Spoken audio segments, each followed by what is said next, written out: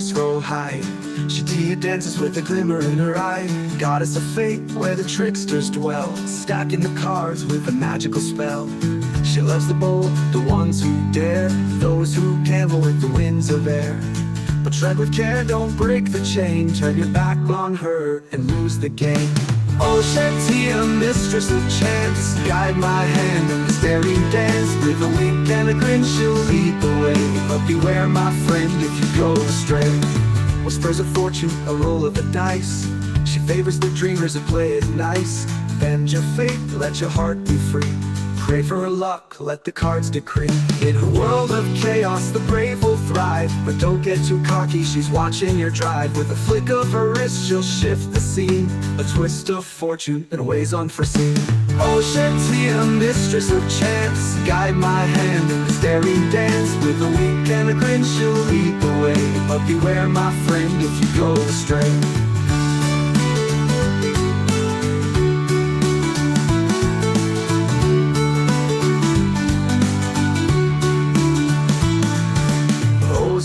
A roll of the dice, guide my hand in the staring dance. With a wink and a grin, she'll lead the way. But beware, my friend, if you go astray. In a world of chaos, the brave will thrive. But don't get too cocky, she's watching your drive. With a flick of her wrist, she'll shift the scene. A twist of fortune in ways unforeseen. Oh, Shantia, mistress of chance, guide my hand in the staring dance. With a wink and a grin, she'll lead the way. But beware, my friend, if you go astray. Raise your glass to the goddess above. In the heart of the gamble, she reigns with love. With a smile and a spark, she's waiting to see. Will you play for your fate, or let it be free?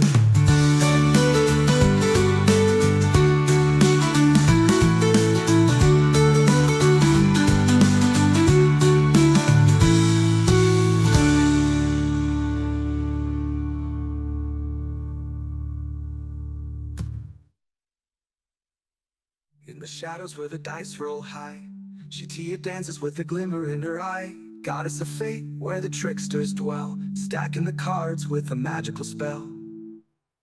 In a world of chaos, the brave will thrive. But don't get too cocky, she's watching your drive. With a flick of her wrist, she'll shift the scene. A twist of fortune in ways unforeseen. In the game of life, she holds the keys. A fickle enchantress like the autumn breeze. With every bet placed, every risk you take, honor her spirit or watch your luck break.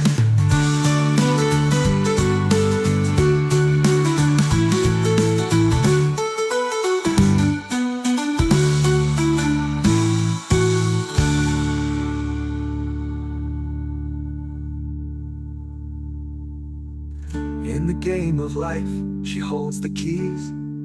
A fickle enchantress, like the autumn breeze. With every bet placed, every risk you take, honor her spirit, or watch your luck break.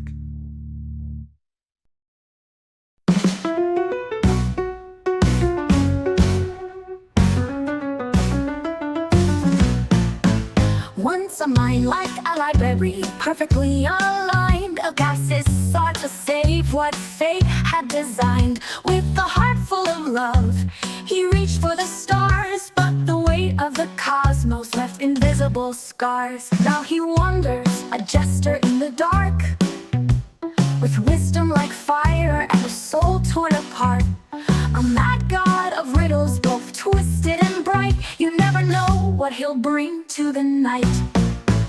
Oh, Agassiz, master of the lie, share your knowledge, we won't hesitate.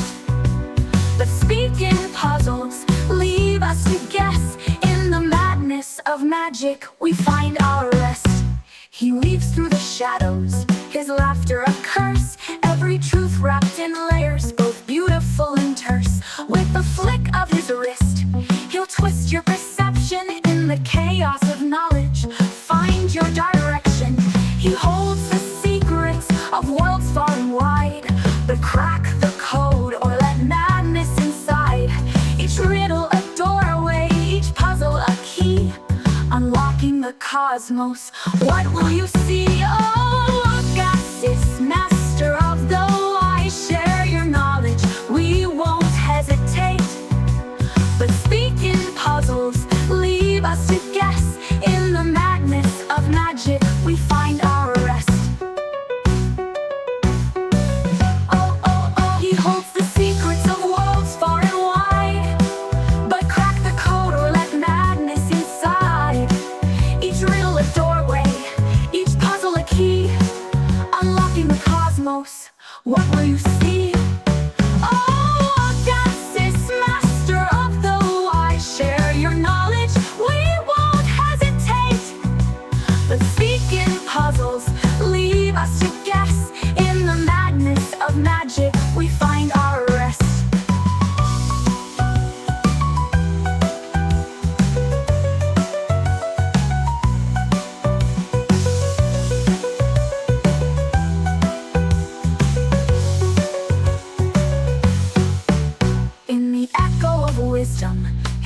laughter can sting, a dance of insanity where shadows take wing.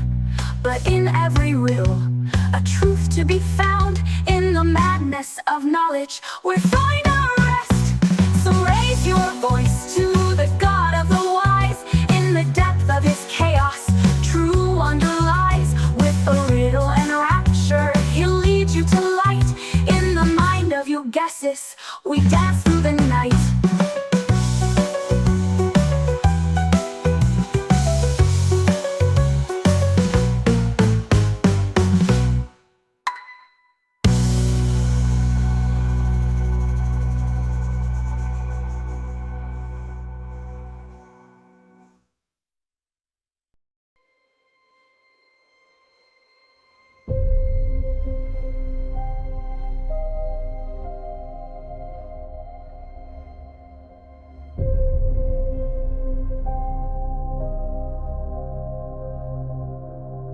In shadows deep, where whispers lie, Zedia waits with a watchful eye. She weaves the tales of every soul, threads of life, weaving hope. Zedia, goddess of the night, guiding hearts with gentle light. In your final breath, she's near, a compassionate hand to calm your fear. With tender care, she holds you close. As time unfolds, it's her you'll trust the most, guarding realms where lost souls tread. Locked away, the danger's dead. Zedia, goddess of the night, guiding hearts with gentle light. In your final breath, she's near, a compassionate hand to calm your fear.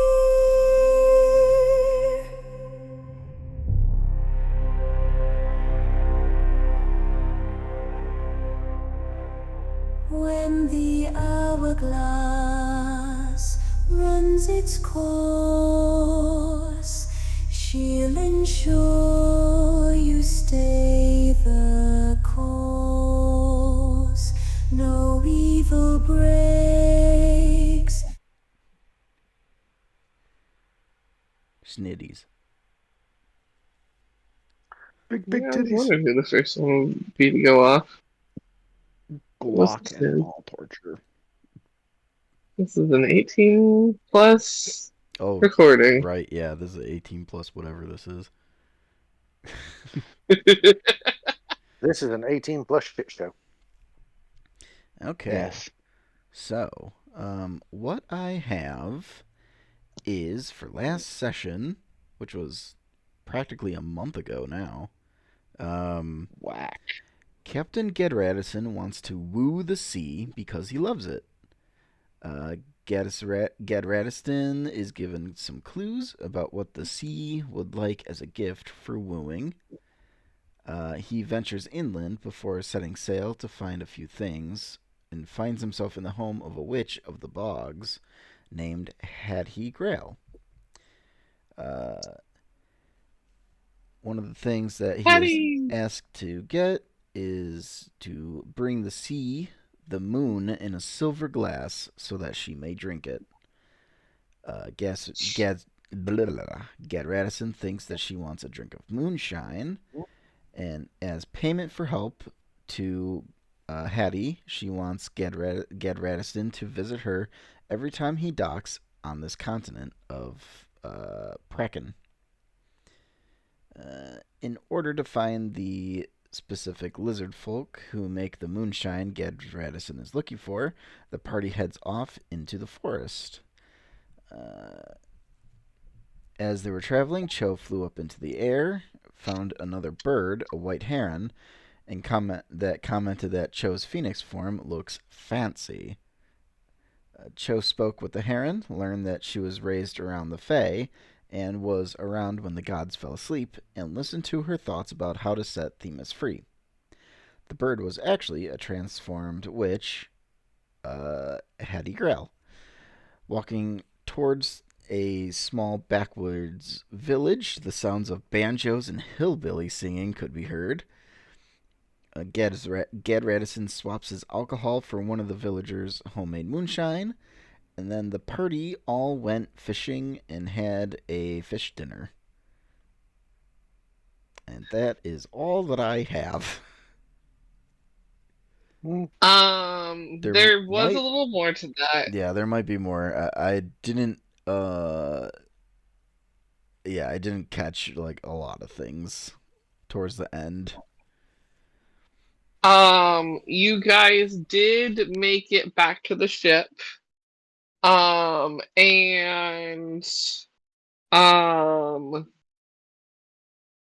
Gad did have his tiny date with the sea, in which he poured some of the moonshine into the silver glass and then angled it just right so the full moonshine into the glass. And when she took a sip from it, the moon bled and turned red for a little bit. No need to worry about that. It's fine. And after that, they chat for a little bit before she descended back into the sea because she didn't like being out of it on top of the ship for too long.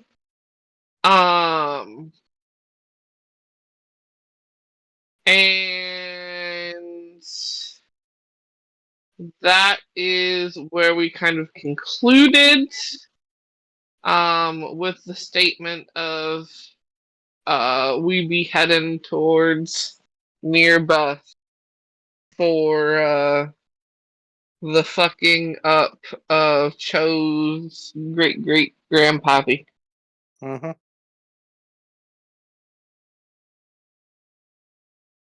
My grandpappy gonna learn you don't fuck with a god.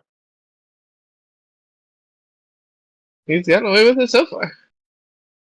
So far. Not any longer.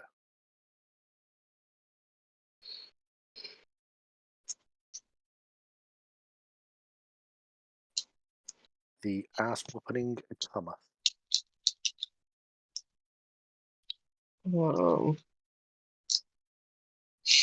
Also, Poppyseed had gone to visit Maryland for two reasons: access to library, and things to be able to try and study, with the situation that they're heading into, as well as being able to study the physical form. I did? Yeah. Oh. I don't remember this. Okay, sure. Wow, I must have been sleep talking.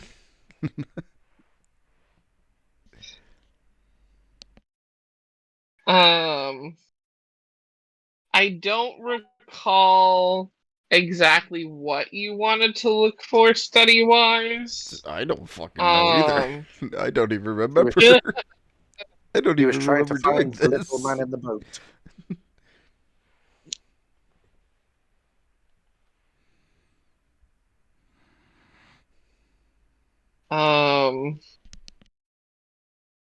But yeah, that's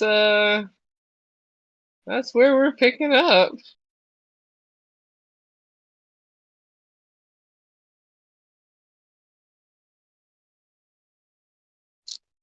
Um,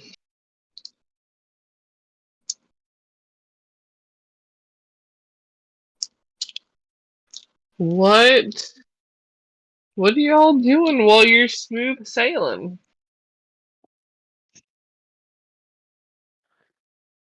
Drink up, my hearties, you will. And who is making sure the smooth sailing is going in the right direction? I am. I can Make sail a me boat, yo ho. good check. A good check does not tell me what check to make. Sir, wait. Because I Navigation. have. Don't you have? I have. Yes, I have proficiency for land and water vehicles. Yes. So add that to your survival. Okay. Ooh, we're not going very straight, folks. That's 12.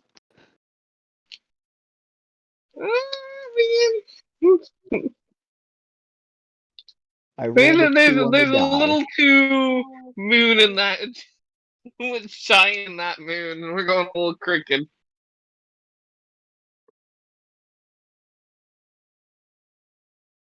And the longer we're on the sea, the longer we drink. This is all intentional. No one knows this but I and the captain.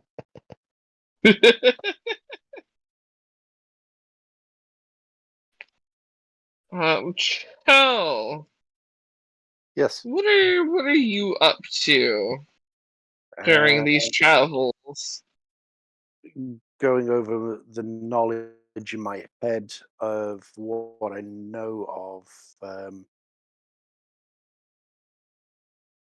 the Phoenix stroke Themis.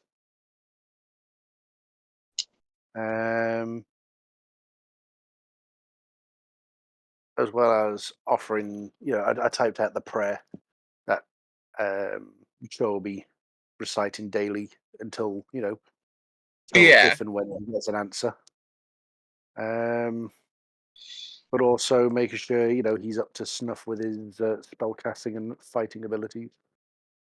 During the daytime and then nighttime, yo ho me hearties, pass a bottle of rum.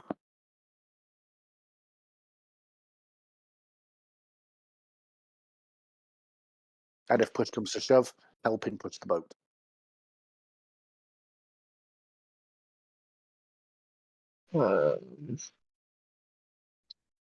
How's Kari doing?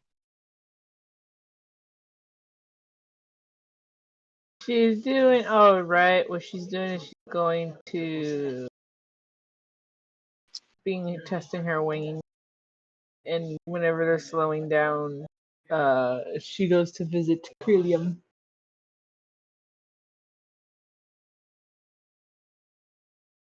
Trillium has become quite the biggest boy. What she's gonna do too, though, is that she's gonna give him a rope and basically go parasailing. Oh hell yeah! Look here, you hold this. Go zoom. Just you. You guys just see Kari fucking yote out of there for a while. There is some time, Kari, where you're so far out there that you don't even see the boat anymore. He's just taking you fucking zooming. It's a really faint.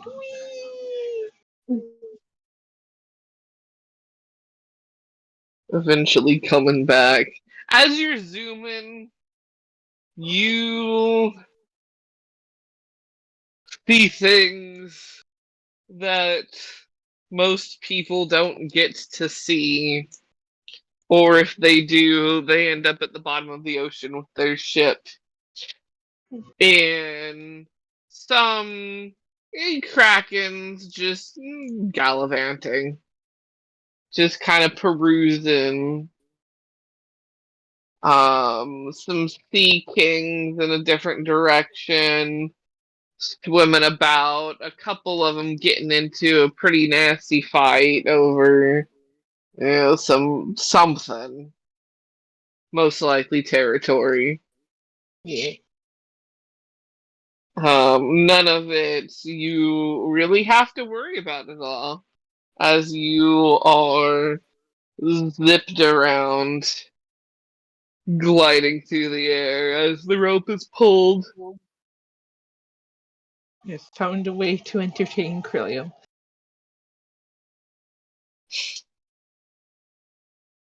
Just really faint, just yelling down at, look what I can do, guys! Every Yay! once in a while, you get pulled slightly closer to the water as Krillium dips to catch something within reach to chomp as he's swimming around. Okay.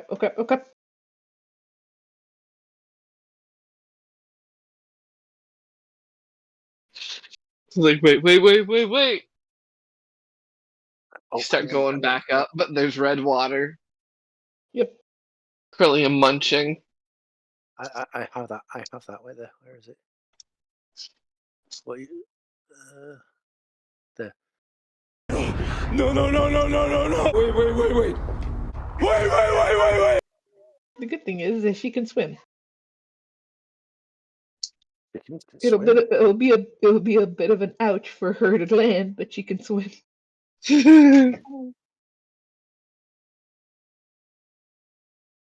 didn't know chickens could swim. This chicken can. We can, actually.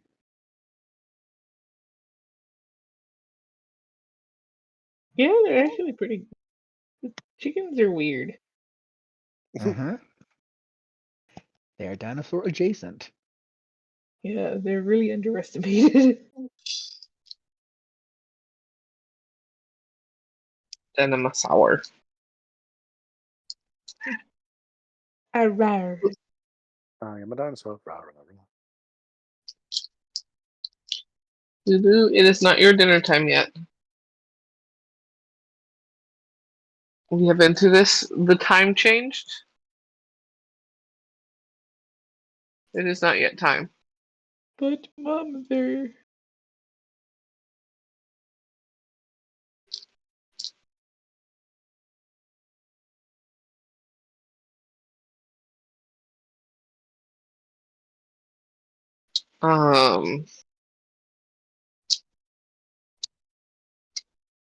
Poppyseed. Yo.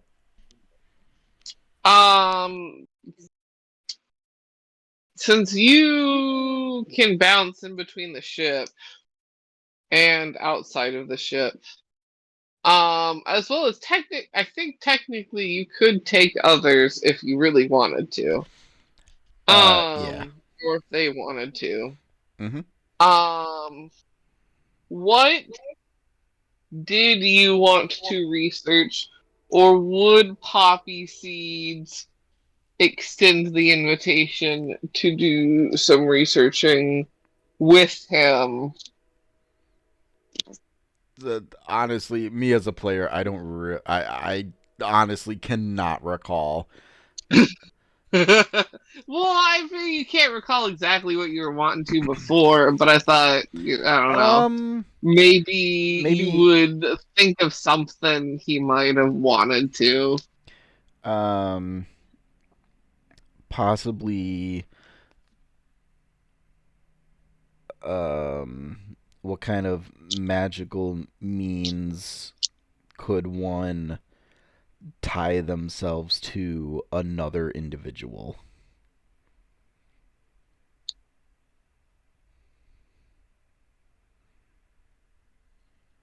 As in Chou's ancestor tying themselves to Themis in that way.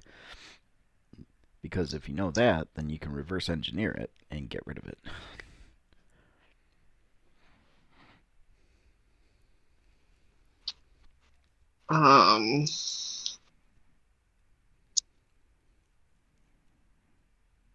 You do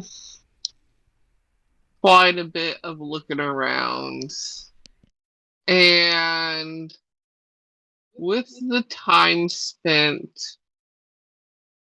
you basically find there's a couple different possibilities. One in which is, basically all items. It's all, um, depending on what is being shared. It could be both for people wearing a ring. It could be, some item worn by both individuals to link them magically to share X, Y, or Z. And mentions in extreme cases, it can be used as in entrapment. Jesus, why was that word so hard? I kept on wanting to say enchantment. Yeah, turned into Dracula. Bleh, bleh, bleh. You are under my enchantment, hola.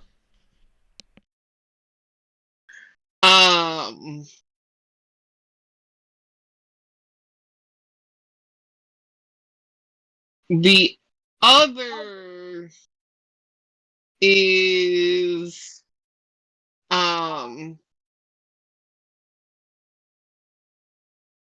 repetitive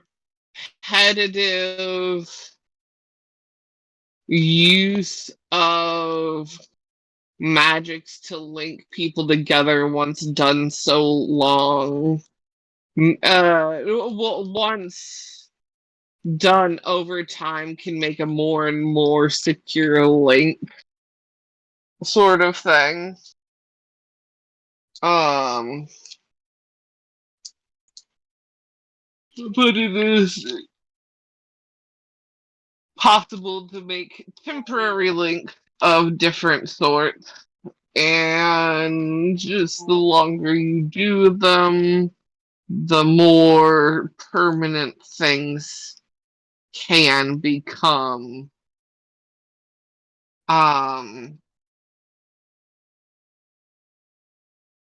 All of it definitely reads very vague in almost like a, hey, this stuff technically exists, but like, don't actually use it, because most instances of it is mostly nefarious kind of vibes. Right. Yep.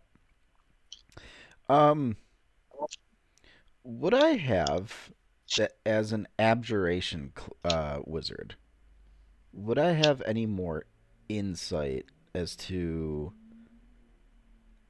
which one of these methods would be more probable?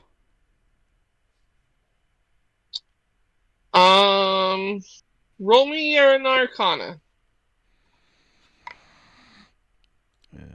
What is my Arcana? 17. 17. You get the feel that the more probable is the item and contraption based. Okay.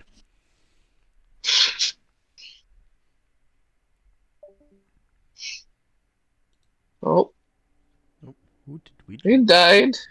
Ah, Gar. Yep.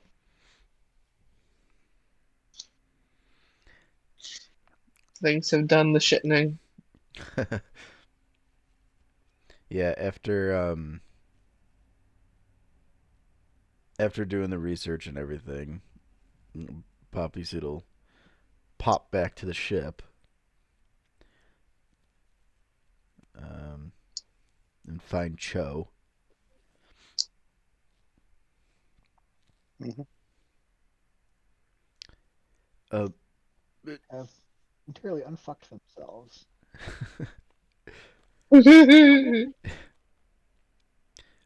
Chou, was there any sort of specific jewelry item or some sort of magical artifact that your ancestor would hold close to them?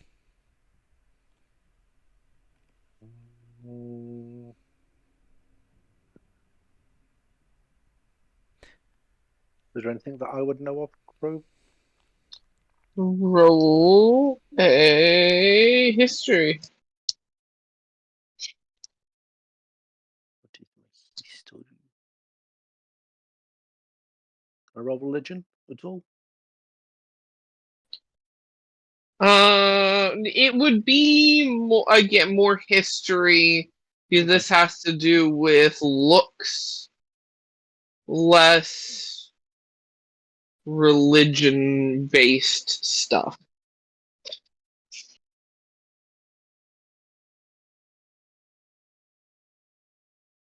$15. 15.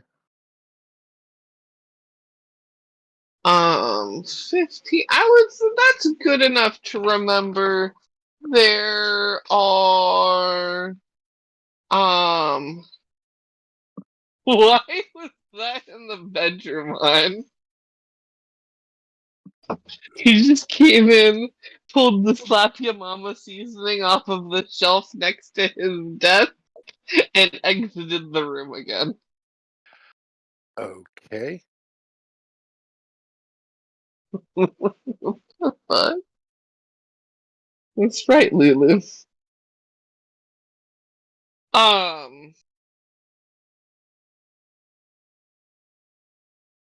You would recall that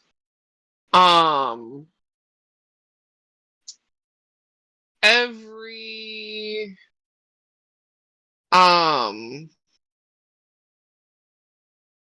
what was the term? Every high priest, every top dude, Mm-hmm. their garb wasn't always exactly the same. Mm-hmm. And as far as like the cloth, the shape of the robes, the adornments to the robes themselves, each of them had their own little flair, Yeah. even to like the hat that went with the outfit sort of vibes, Mhm. except for there was always this piece that looked kind of like a metal glove, so to speak. It was a band around the wrist and band around each finger that had connecting chains between the two, and woven between each of those lengths on the back of the hand looked like a feather pattern of like gems, or like sparkly like beads of Yeah. like reds and oranges, Mhm. in a like feathery pattern, Mhm. and all of them had that. Yep. Like kind of like their symbol of office kind of thing.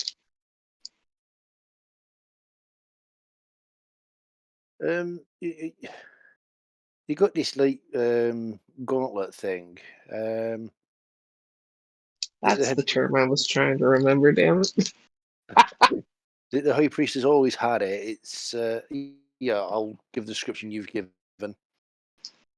Um, it's supposed to be like their symbol of office, as it were. That's the only thing I can think of that's always been the same with them all.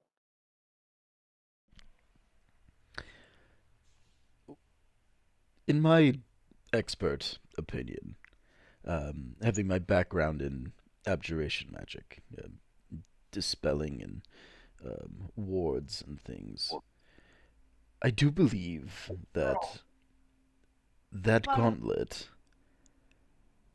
is the item that is chaining themselves to Themis.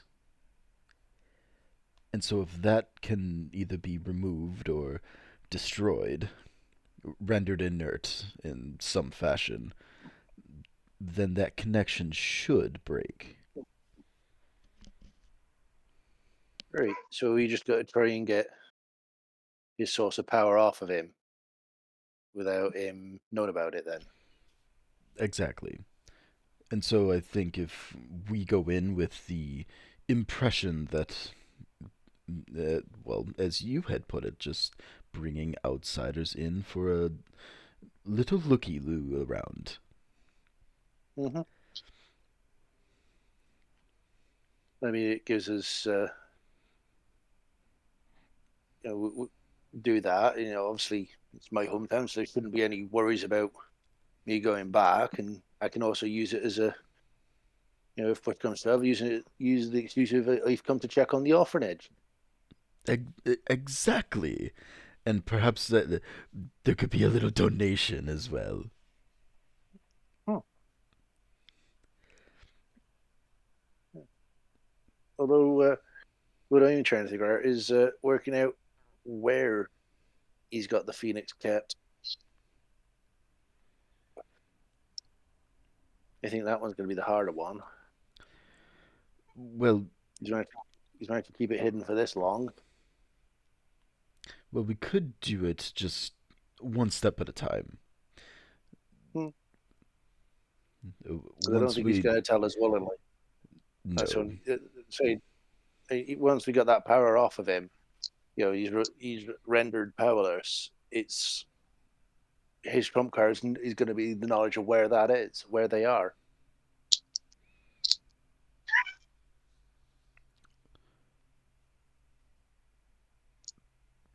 So I think we work out on how we're gonna get that thing off of him. I wonder. You think? I'm assuming that you wouldn't sleep with it on. I mean, that's just an assumption. A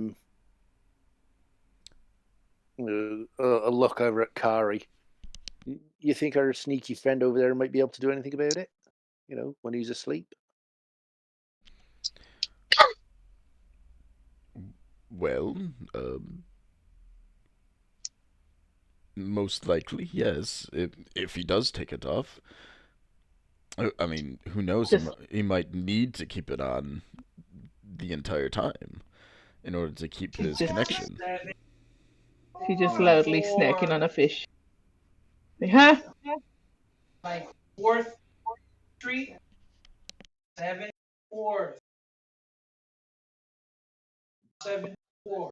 It'll be easier to get him off him while he's asleep than while he's awake. He does sleep, right? As far as I know, he does. I mean, I've never been in his bedroom when he's gone to bed, so I couldn't tell you for definite.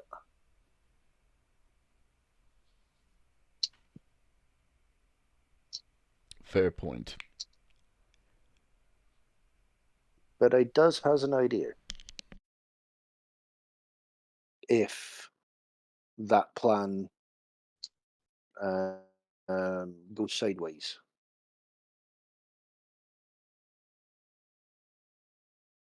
I do have them 3 wishes.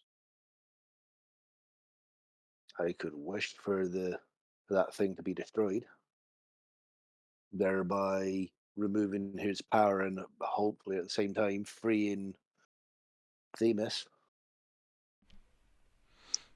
Poppyseed just gets like a very concerned like look at his face as he brings both of his hands up to his mouth. Just do be careful with wishes. I have heard some very poor things that have happened from wrongly worded ones. I can understand that, but if I wish for something simply along the lines of, I wish that gauntlet there on his hand is destroyed, that should be fairly airtight. Sure. I mean, I can't think of how that can be twisted. Oh, well, in the way it's destroyed, when it's destroyed.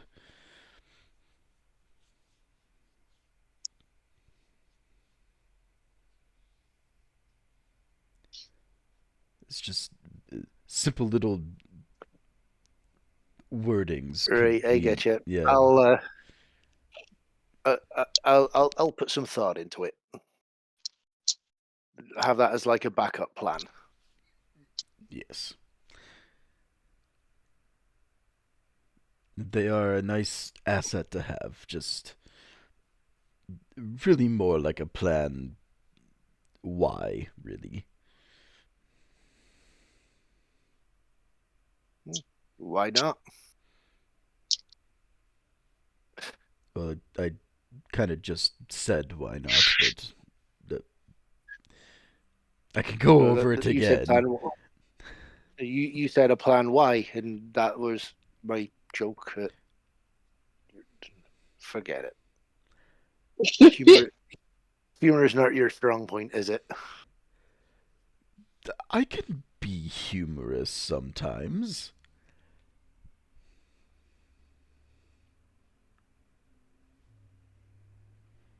Mm-hmm. I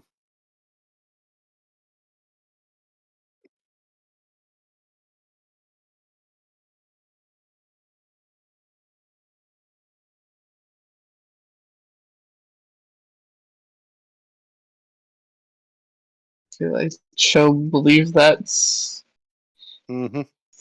statement. Sorry, control. And Joe believes it. Mm. Joe believes it a lot.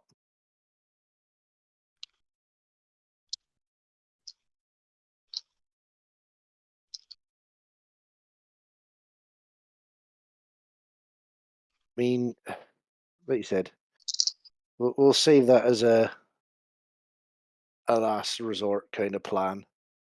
Hopefully, we won't have to use it, but it's there just in case.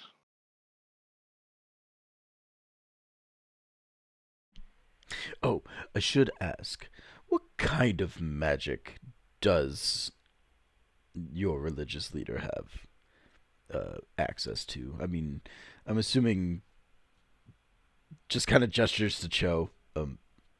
Fire? Mm-hmm. We are being a priest of the Phoenix. Will give him access to the same powers. Obviously he's higher up than I am, so more powerful than I've got. But ours are mainly around either healing flames, or the fire should destroy those who are against us. The one Then, advantage I've got is I've been chosen by Themis twice, whereas he only is a priest of the Phoenix. Well, the last I knew anyway. I am both a priest of the Phoenix and a druid of the Phoenix. well, I would suggest to anyone that would be wanting to do it is to get some kind of access to a resistance to fire. Mm-hmm. Oh yes. Oh yes. I'm just checking my spells a second. I might be able to help with that one.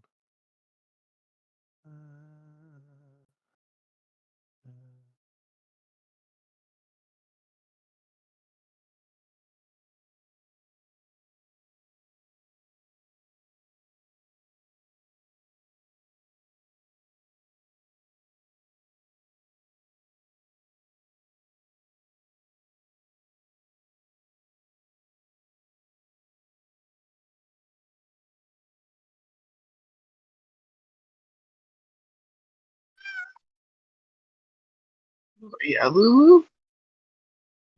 That Tell me came, how you really feel. that came through super clear. Mm-hmm.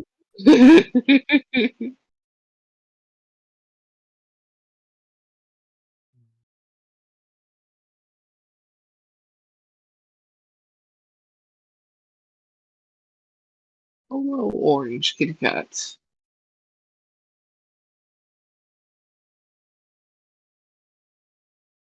I do not like biscuits being made out of my flesh. Please choose pillow or blanket instead. Thank you. Flesh biscuits.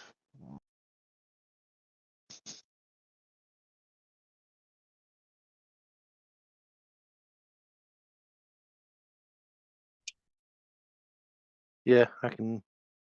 I can already give you resistance to fire.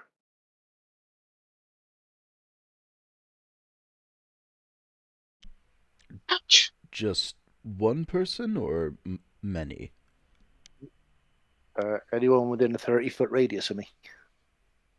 Oh, wonderful. That should be everyone. Mm-hmm. Just going to make sure well, obviously it gives us resistance to fire, but you'll also have access to it as well. So fire may not be the best type of magic to use against him. That's why I've got to rethink my spells and see if I rethink my teachings and is there any spells I know that don't do fire. I know a few.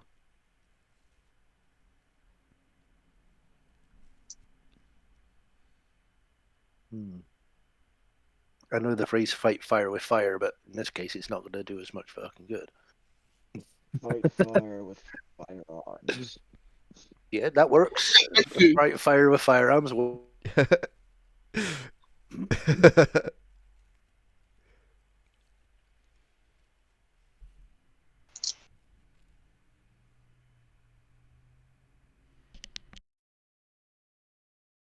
But I have some spells which should help.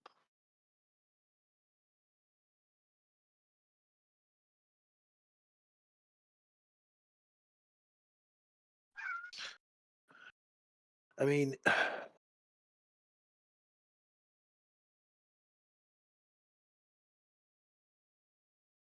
I've got one that should hopefully help, especially if I can get up close enough to him.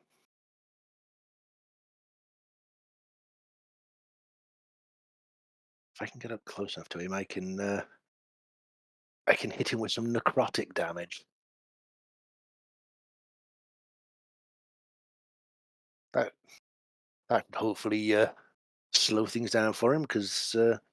From what I remember in my teachings, if when people are hit with necrotic damage, it's not as easy to heal.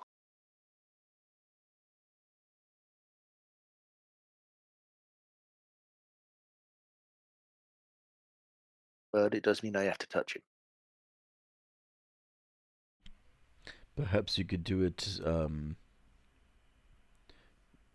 as like a surprise, like, oops. No, I know how I can do it, but I need to practice it. I need to practice it first.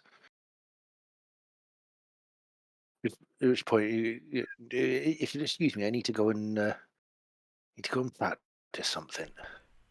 Would you like That the could help would us you turn.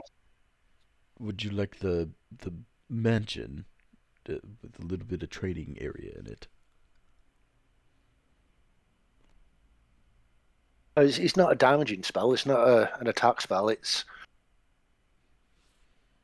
a summoning spell, effectively. Oh, I have one of those as well. Really? Yes, it summons a little dragon spirit. I thought it would be kind of interesting to try out. Yeah. I mean, I've known I've had this, but I've never used it, so because I've never had a need to. So, but basically, I can do a similar kind of thing.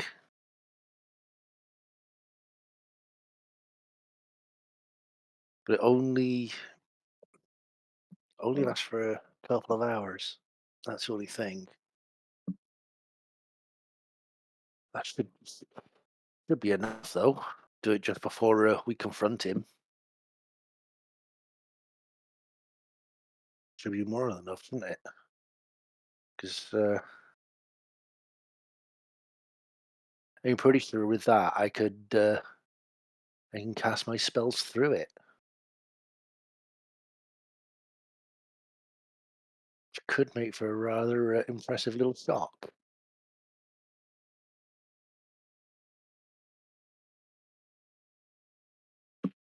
Yeah. Chou's gonna use his druid ability of Wild Companion and burn a use of his wild shape to cast the Find Familiar spell without material components.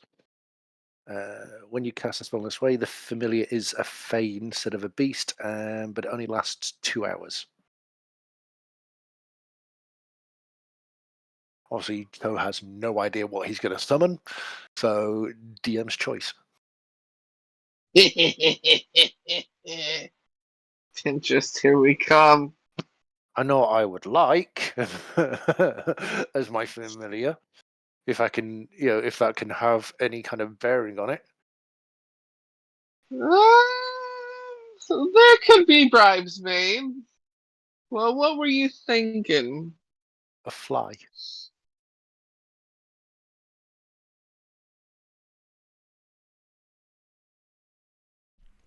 Not fey enough. Your fly's down. A fey fly. Something that small during the middle of combat is going to be easy to be missed and not seen. It then lands on him, and then I cast a fucking max level inflict wounds.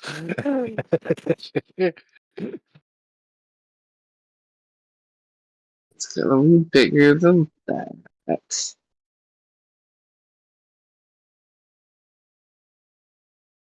Bigger than a fly. Fuck. It Why? doesn't state a minimum or maximum size. That's the scary thing. It might not, but I've always had a bit of A bit of a fuck you multi, and you're very devious scheming. No, I've always had this for them. They're like you can get nice and tiny, but you can't get freaking fly. So, ow, that was rude.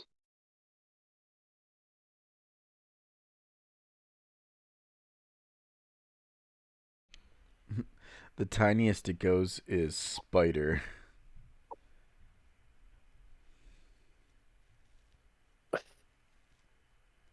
And that is one that does not fly. Flying Hold spider. on. I'm getting a handful of. It doesn't fly unless thrown. Which point it then just goes splat.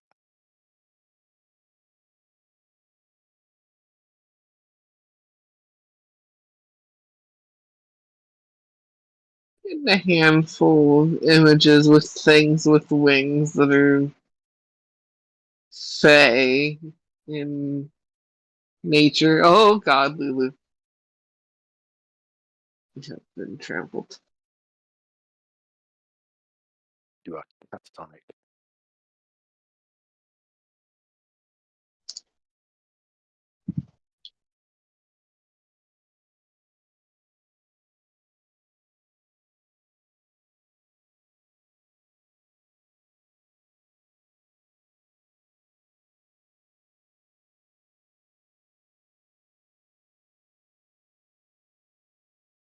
Trying to avoid ones that look too bird-like as to not trigger things. Thank you.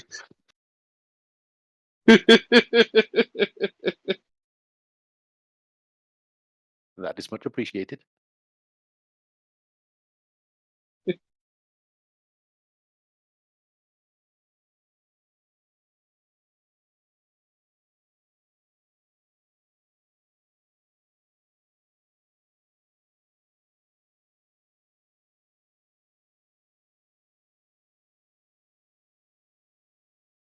Yeah, but it's adorable. Okay. Pinterest supplies. Here are some images.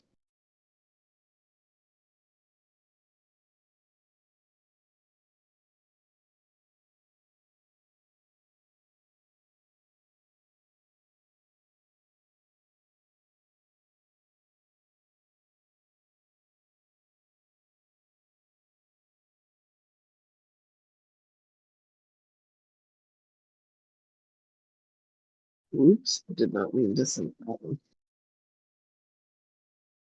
Report, report. There we go.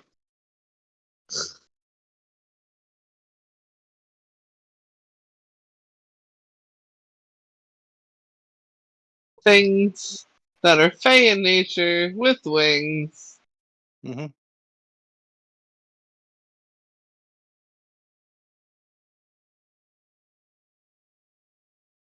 Oh, I found another adorable one. I gotta close this rabbit hole.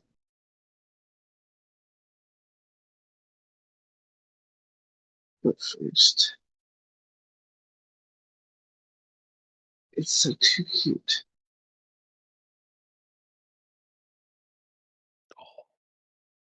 Okay, that's it. Those are your options. I gotta not look more for more.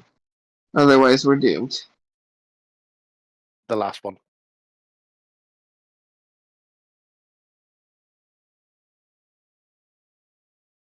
The last one for definite. Oh, raccoon guy with the horns and wings. We talked Yeah. about. Yeah. Okay, I'll believe the images. So yeah, you see Chou concentrate and then kind of materialize as the some familiar goes is that little dude.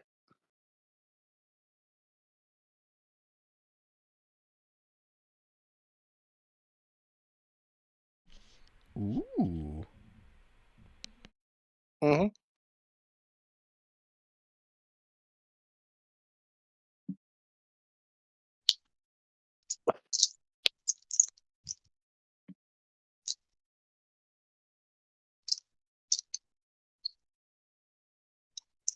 Just sit there looking at it, blinking a few times, like, oh, not what they was expecting, but certainly a cute little critter.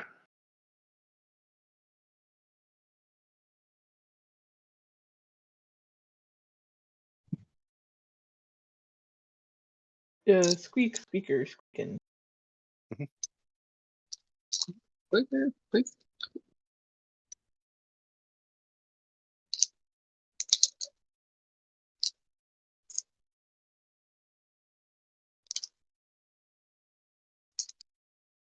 I think I shall call him Musu.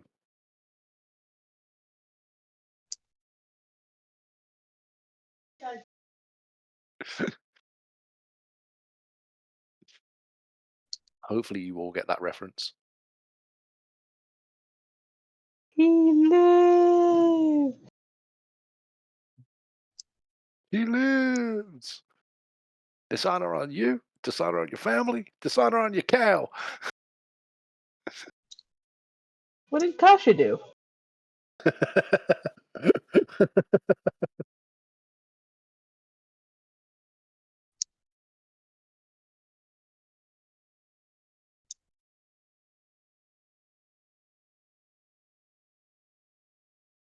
So yeah, I'm going to sit, effectively getting to know the familiar better.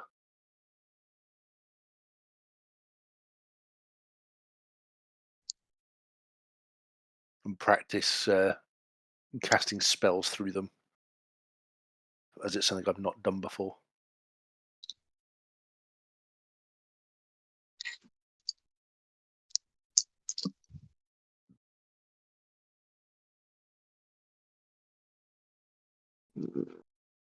Also, go and pick up the kids, in inverted commas, from Tavish. To, make sure they're okay and fed and the likes. The two I pseudo was confused for a hot second. I'm like, that is the wrong campaign, mister. And then I remembered. Yes. Make sure they're okay and they're fed and watered and exercised and interacted with.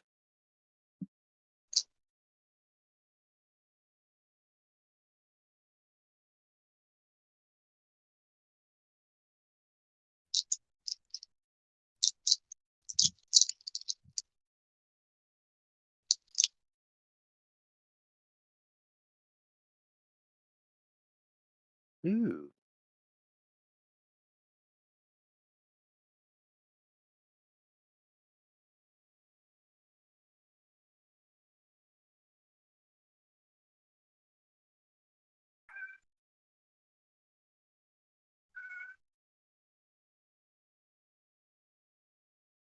Why are you scrum still? Wow. With an HP like that, it's rivaling a wizard.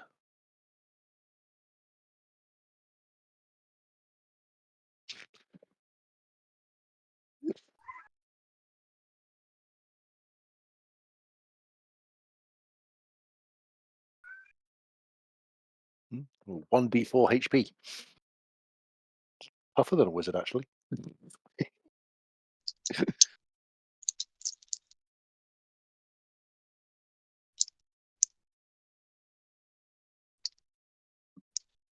Some of the other ones.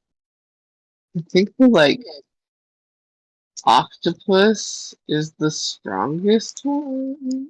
Oh no, some of them. The pseudo dragon is 2d4.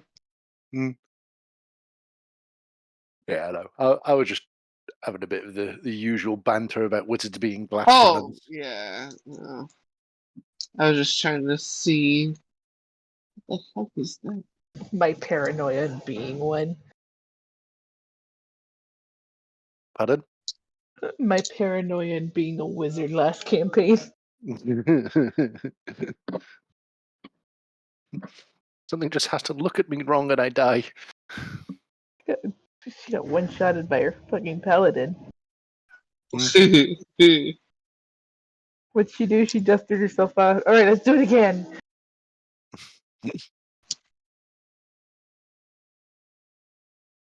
I mean, Chou has his wild shapes as well.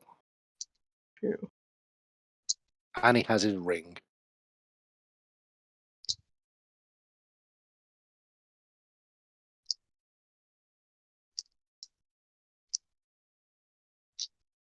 Okay, Lulu.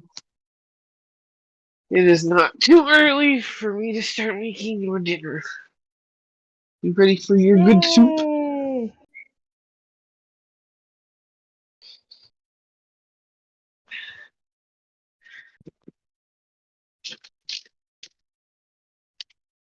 Soup. Excuse me, Lulu. No, Lou, you can't. I need to make your food, so you need not destroy things.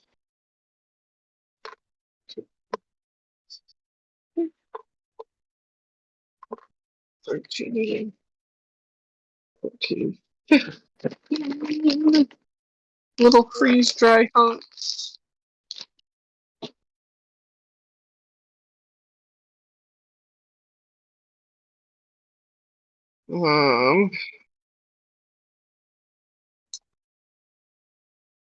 So yeah, what's Poppyseed? What do you think of the little thing that Chou summoned? They said they're BRB. I'm back. Oh, I thought I saw a bat. I didn't see the back.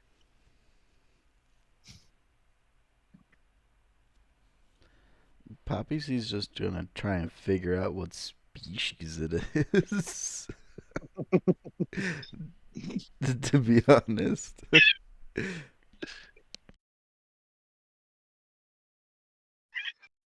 It's like, that's not on any animal channel I've watched before. It's a dragoon.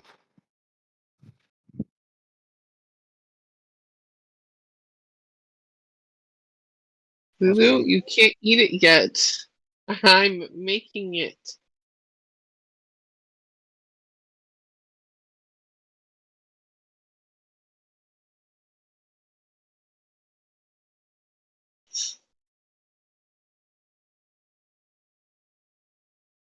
You are a menace. Is orange. It is coming with territory.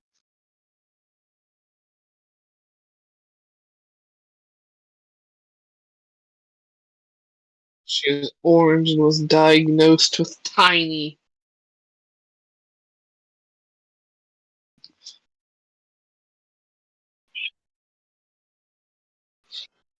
I should see these loops.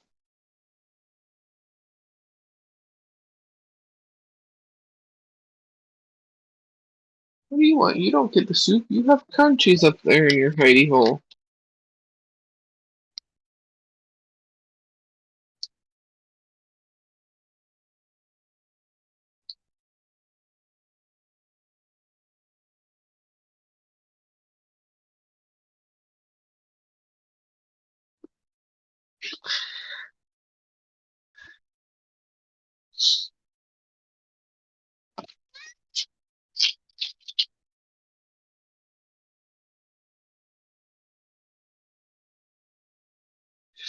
Okay. I don't want to say.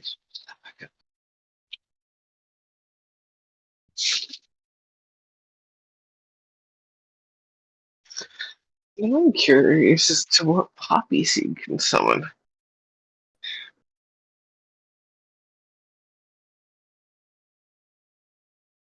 Didn't you say Poppyseed can summon something too? He's BRB. The one of the kids got out of He's bed. BRB again? Okay. Damn it. Oh well.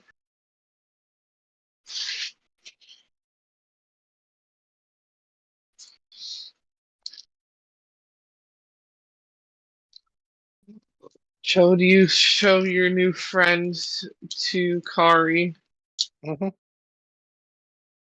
I'll let everyone know about Mushu, so they know, when they see him, not to attack. That he's on our side, kind of thing. So I don't try to. No, not food.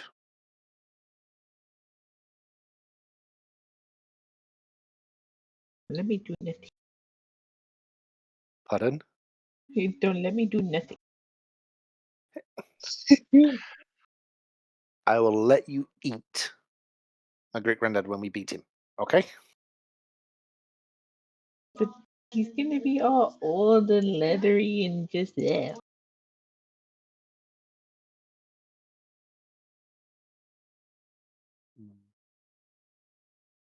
Well, not much I can do about that one. Sorry. I'm gonna be all like crows and cats. You could let me starve.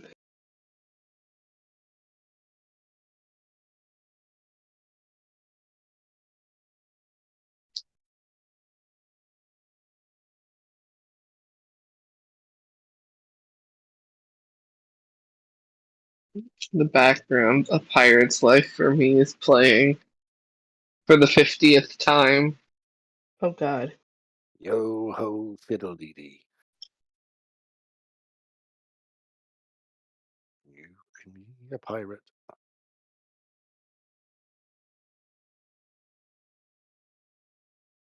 Back again. Poppy's back. Tell a friend. Tell a friend. Guess who's back? Guess who's back? Wah, Guess wah, who's wah, back? wah, wah.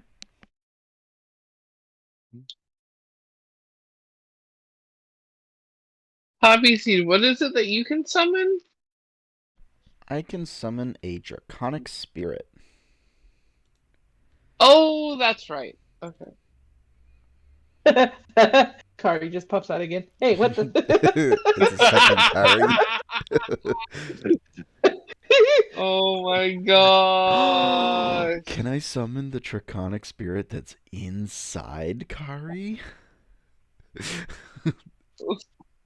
Kind of what I was thinking about doing. Is this Kari? Is this Kari a boost? Kari mentally just begins feeling a little lighter.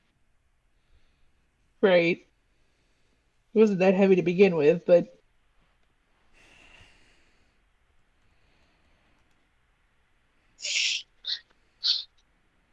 Haps Kari said, "You can fit so many souls inside this body." it's at his head. This punk.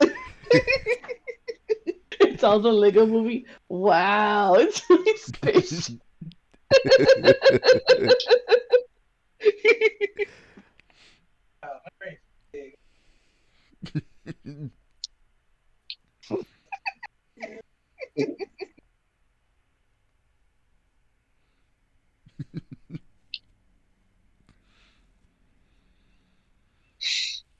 After some nice smooth travel,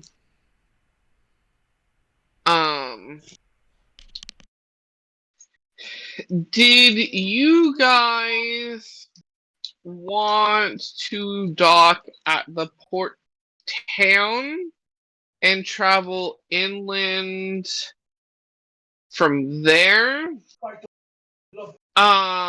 Or did you want to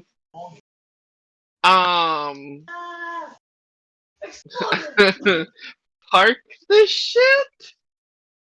Weigh anchor. There we go. Oh no, wait. Is that the which direction is that? Weigh anchor up or down? Way anchor is raising it.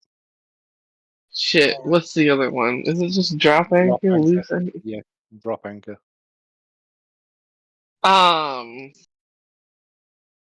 It's a brain's brain. Great. Did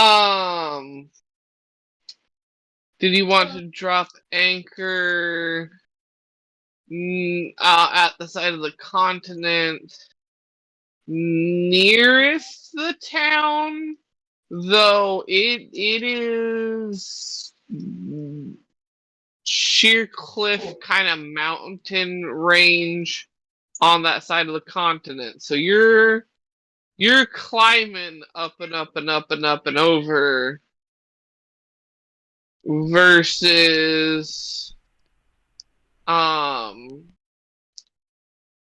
to go a bit further inland, though on flat land, before having to go up into the mountains a bit.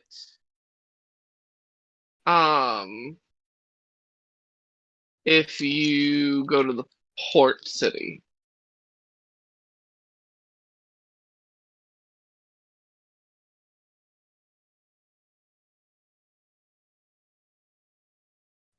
Also, if you go up and over Chou would be able to let you know you will have to deal with snow.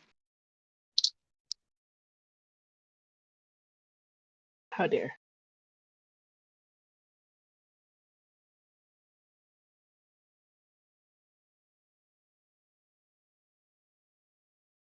It's a mountain. What did you expect? Oh, It really sounds like if it's going to be a little coldsies, we should go get some winter clothies. can you not? And you said you had a sense of humor. Oh my dear God. You, in the back of your mind, Poppyseed, hear a chuckle and then an Ugasis' voice here. Oh, that was a good one. I love a good rhyme. I got Slugman on my side. Oh god, you get Slugman in your head, you can have him.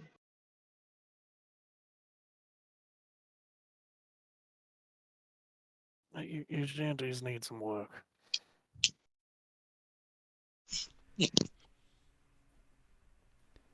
Shit, dude. Work. Hmm.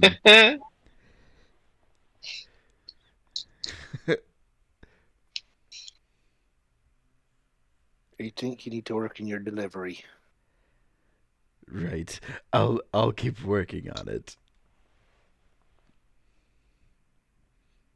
It's like the whole hiccup in How to Train Your Dragon. You just need to work on this.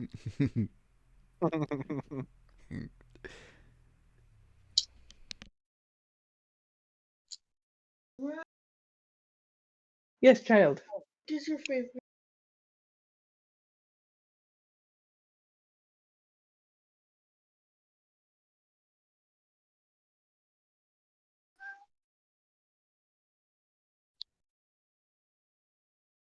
You ate it all. You had dinner. Oh, wait. I'm not making you more. Upstairs. That was all of it. How rude. Yeah, I see you licking your chops at me.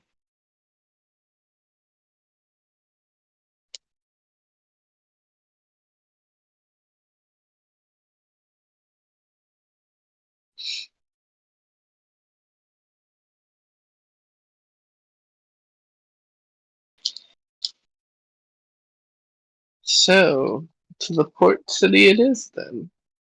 Mhm.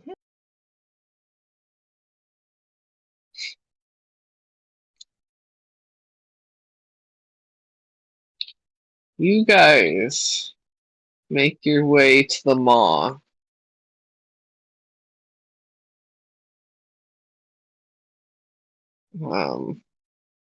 As you make your way, there are a bunch of people around the docks,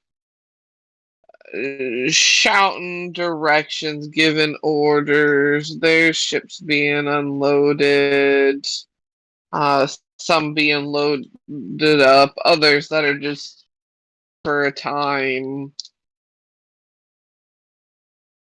You got your dinner.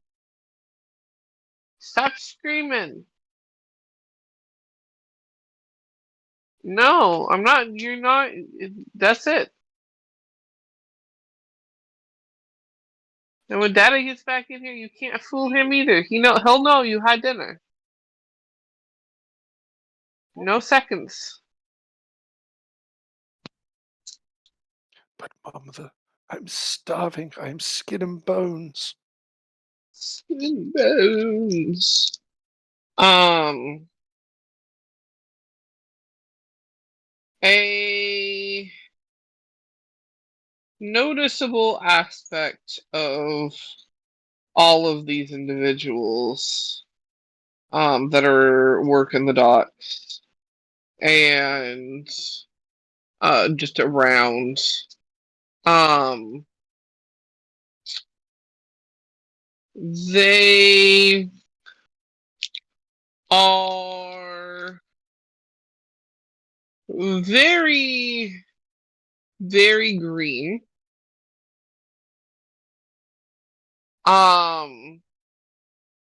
But you notice when the light catches them a bit, they almost have like a silvery shimmer to them in general.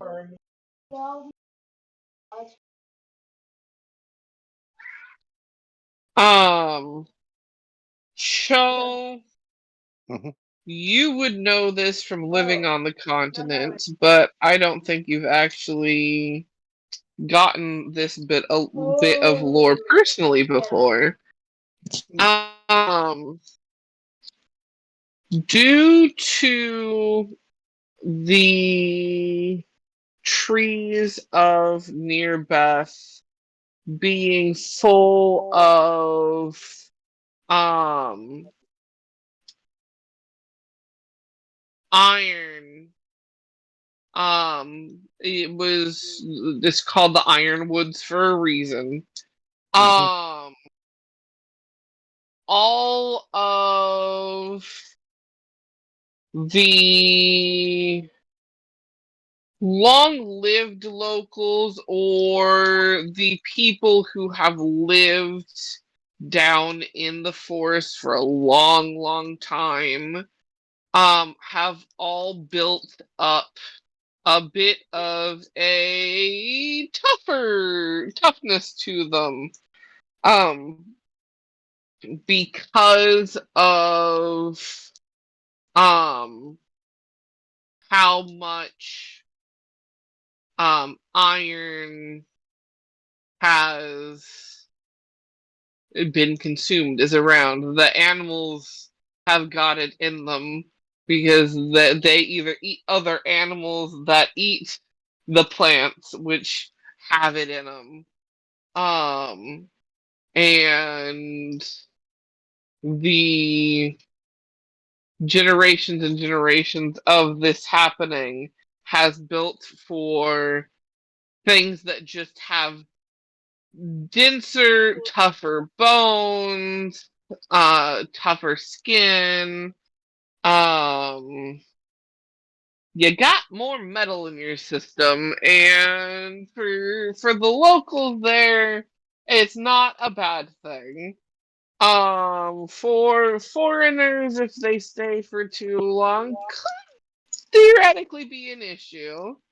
If your body doesn't process that much iron out. Mm. Um, but it gives most individuals with skin versus like fur a bit of a shiny sheen to them. As well as the greens are a bit greeny, like greener. Mhm.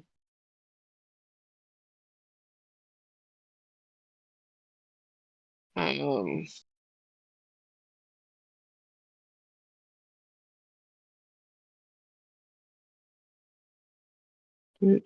that's not what I wanted.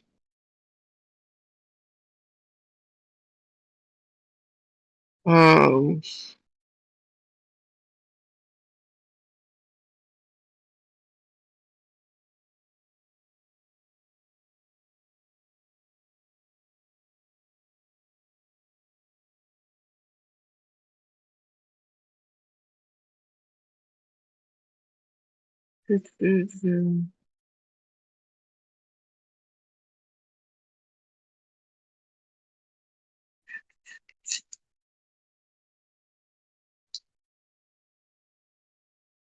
um,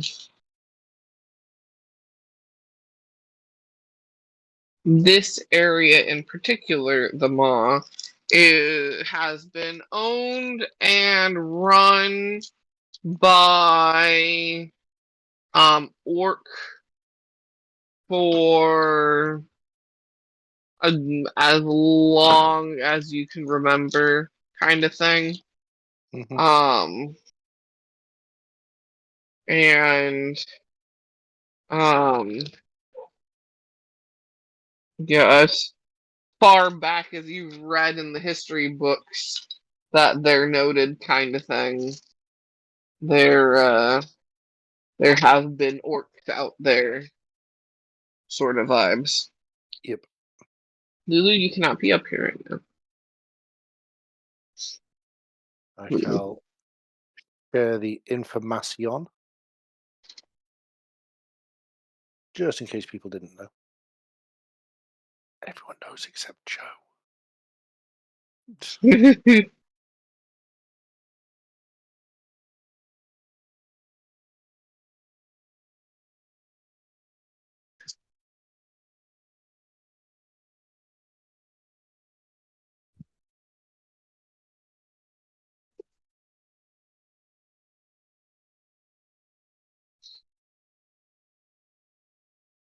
um,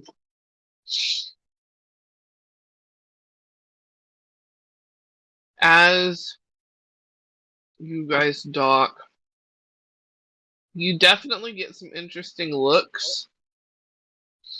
Mainly because none of them would have seen a centaur before.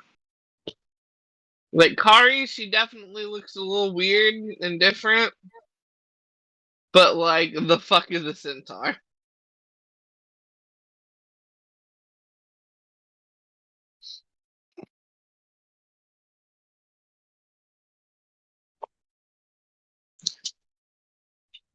What about the Tortles?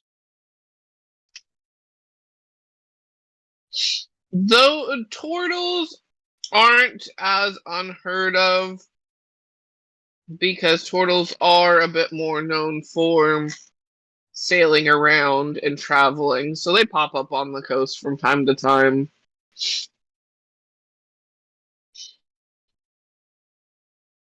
Lulu, I know you think you're being sneaky, but no. Yeah, the Tortle was taking a nice nap, apparently, by a fire.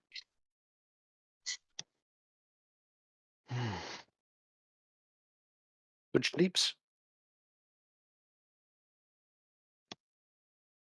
Um,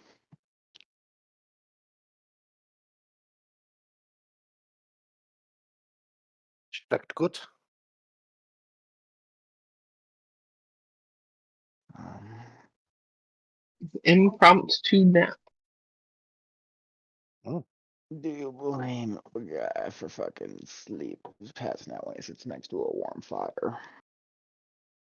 It's one of life's greatest things.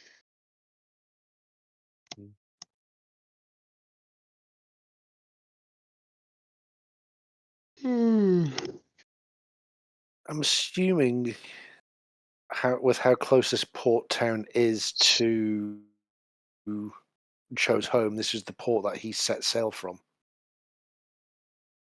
It would have been.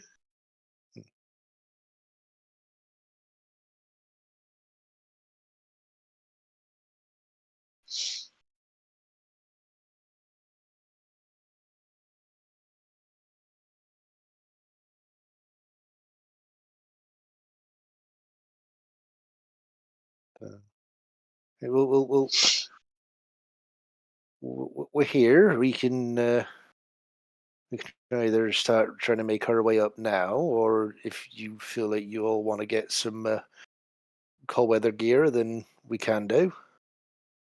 I've got a feeling some of you will probably need it more than others.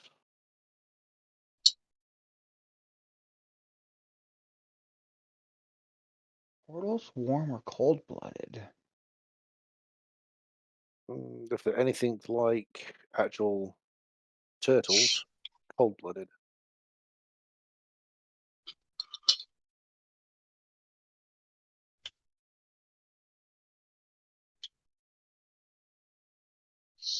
Turtles, the higher up in the mountains you get, the slower they get. Yes, but the slower they get, the longer they live. The Tortles have found a loophole in that thing with death. They found a way to become immortal. Tortles are just Greenland sharks. We're very, very slow in the cold until suddenly we have to have explosive movement.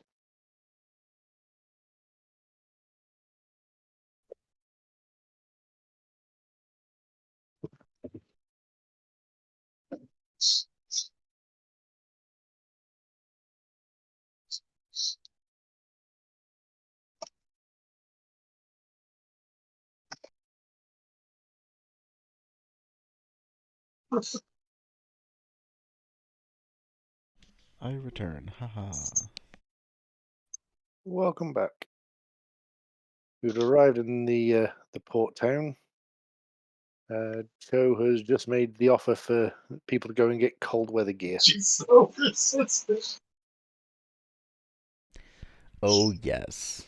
Let's find some Um, cold weather gear. I would talk to the harbor master about having a long-term dock space.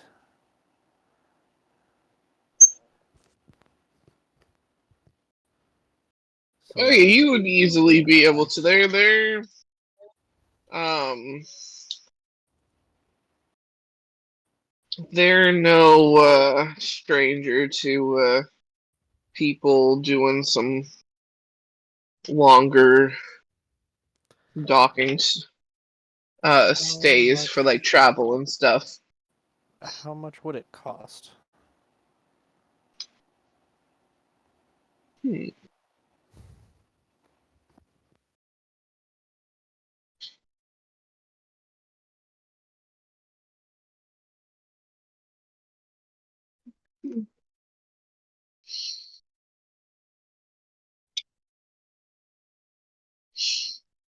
Uh,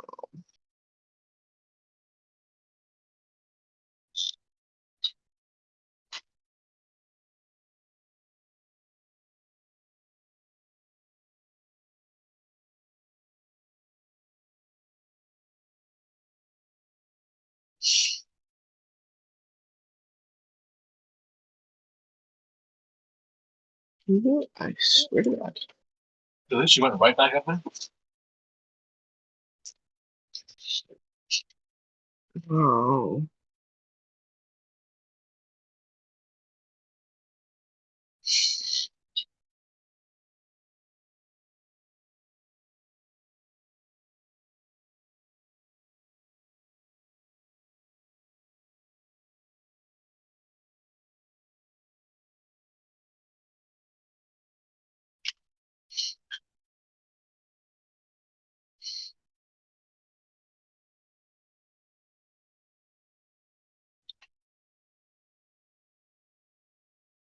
We'll stay.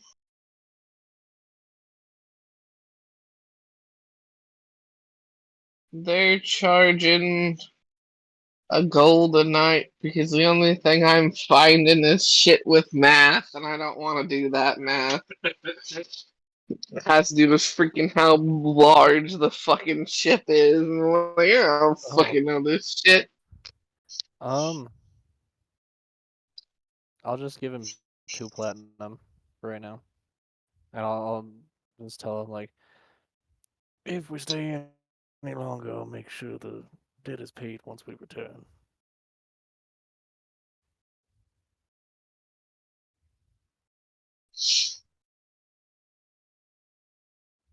He makes a note of it in his books and which one you're docked at and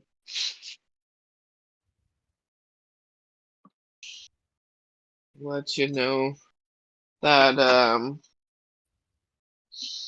the ship will be well watched over and um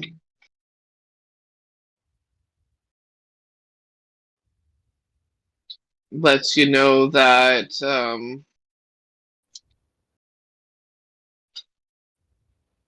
only if there's a weird storm emergency sort of thing, is the only time they may move a ship from where it's docked to one of the other piers kind of thing for its safety kind of vibes. Otherwise, when you're back, it'll be right in the same place.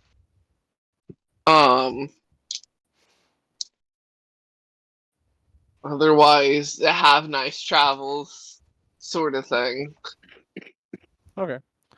And I will also kind of toss a gold into the water and just say, like, Keep an eye on the ship for me if you would.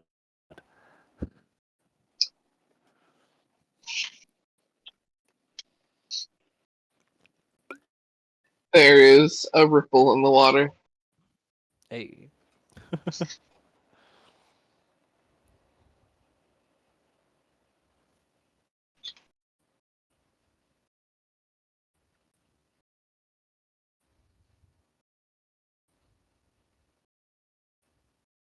And that's about all I have besides, like, buying gear.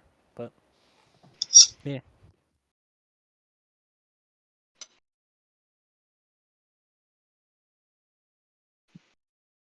Did she get dinner?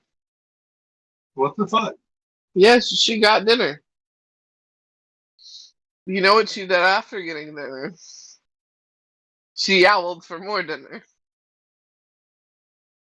While still licking her chops from finishing dinner. She was lasting for seconds.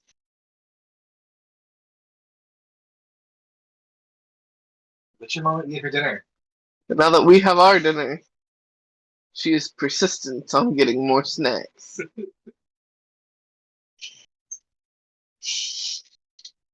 The most persistent orange.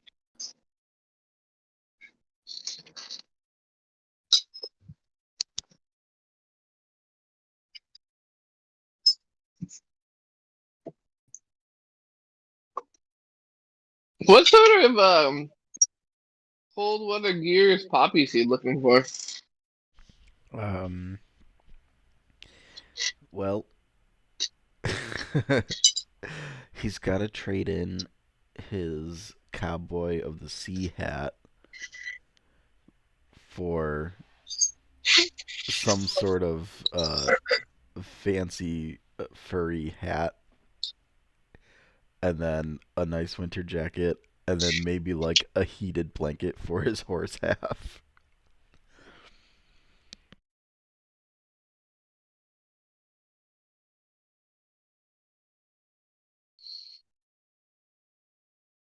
Beautiful. Kari's just gonna hide under his heated horse blanket.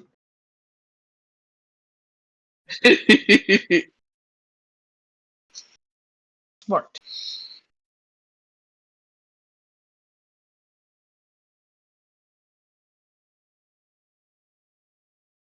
She's I gonna got find things that are able to be toasty for her toes, but like they don't get tangled in her claws.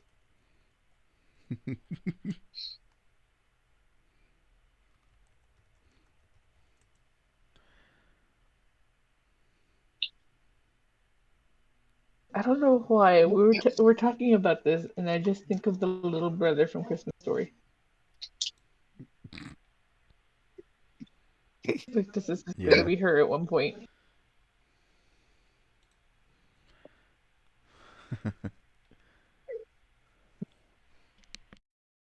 Lulu, I will put you in your to-go pouch if you don't fuck off.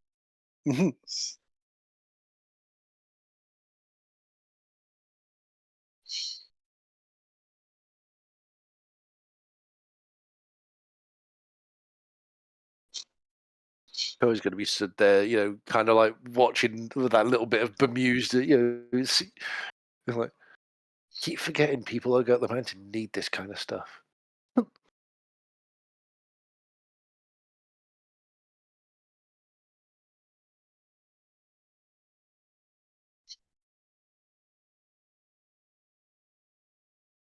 Oh, yes.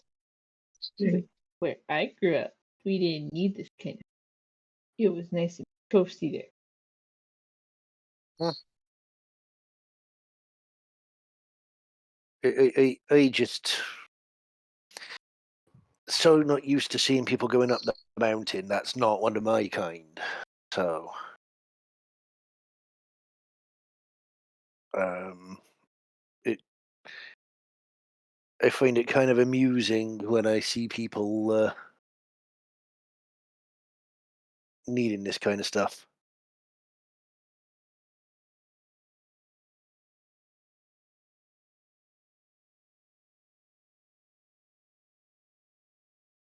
I picture. Oh, so you were going for that? I was kind of picturing Poppyseed finding one of these like floofy over the top ones. Oh God.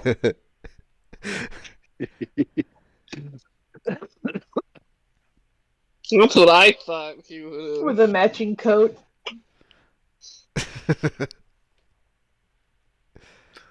I feel like Poppyseed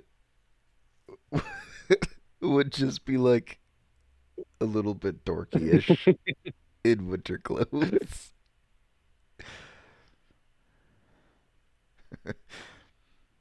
Beautiful.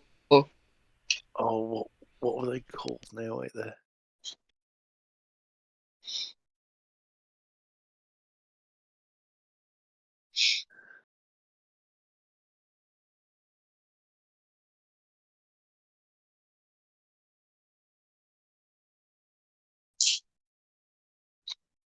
Lulu. What did I say? I was going to do.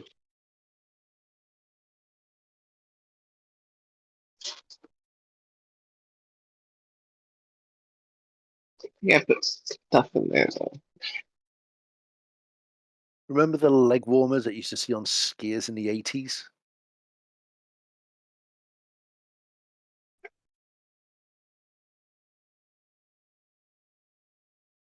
Anyone remember them at all or not? I think I know what you're doing. Yes. Poppyseeds comes out with them on each leg.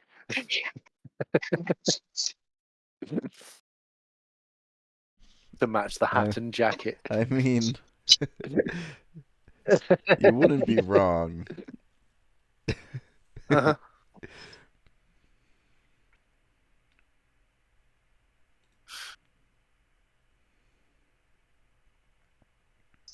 Oh, Lulu.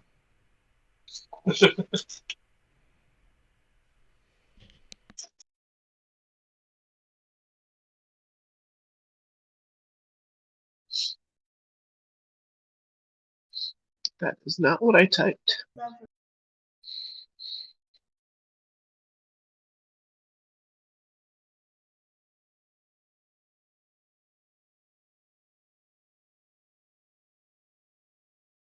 Why can I see Poppyseed popping out like this?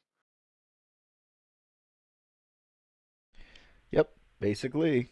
I mean, they do like But more Floofy. they do make leg More warmers floofy. for horses. Yeah, but like the coat that I've put on there in there as well, but more fluffy and garish.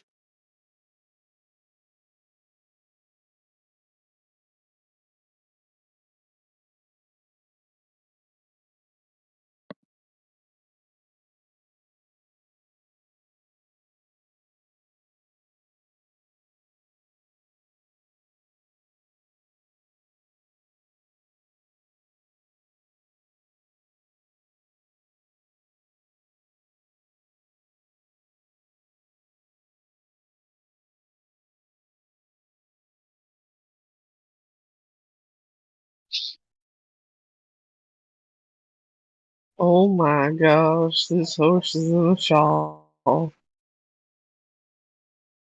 Just trying to look up horse in the winter gear to find one of the ones with the more fluffy leg warmers on it.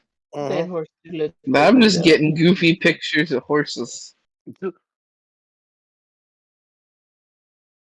See, but they wouldn't they wouldn't unless it's like the wraps, they really wouldn't put stuff on their legs.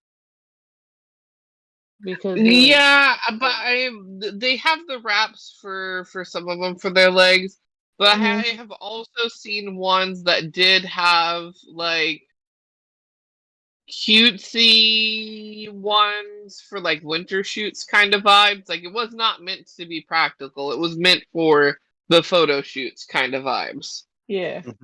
And I was hoping to find those. I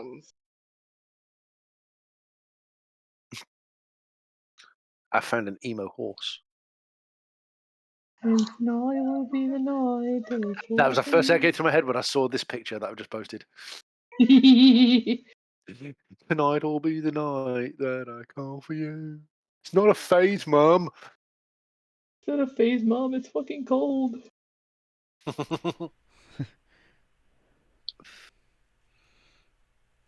Gosh, you just don't understand me.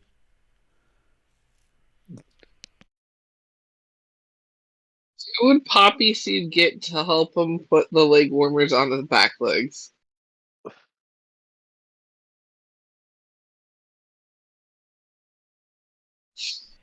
Wow, don't all jump at the chance. I mean, Well, that's because it was Yeah, I asking got- you who got my you'd mage want to hoof. help. Oh, I thought Krogan was saying, who wants to help Poppyseed put him on? No. No, it was more so. It was who would Poppyseed trust to help him? Oh. No one. Mage hoof. Mage hoof. Mostly trust really wide.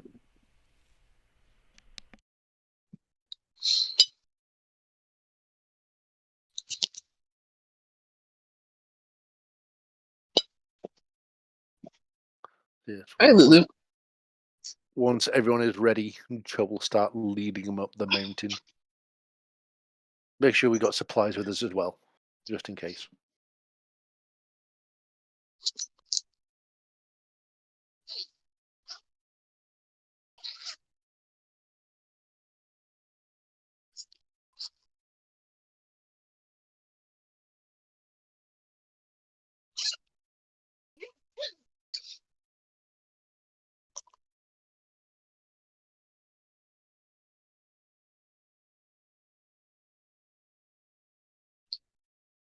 In gear and supplies, you guys spend a few gold. Not a huge hell of a lot. No, I'm assuming it's something they would have quite a bit of around this area. Jesus. Fucking.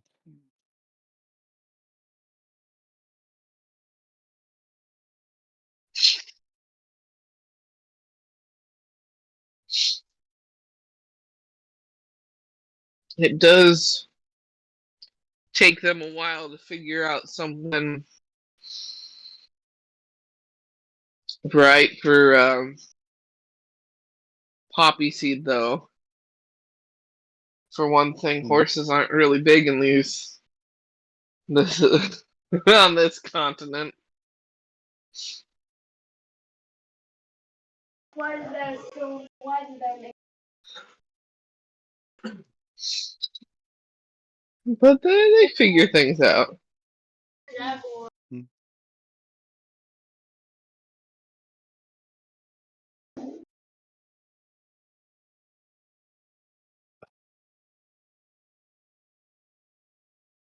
Are we ready then?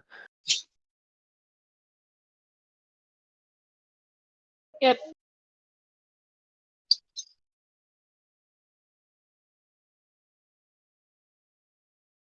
Kari's like if there's snow about. Oh Jesus Christ! Forget about the differences in the sizes of horses. Well, that's the world's largest horse.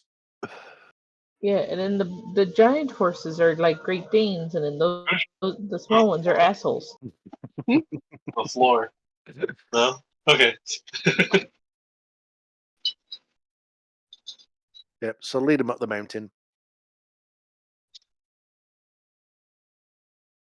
Dee, dee, dee, dee, dee.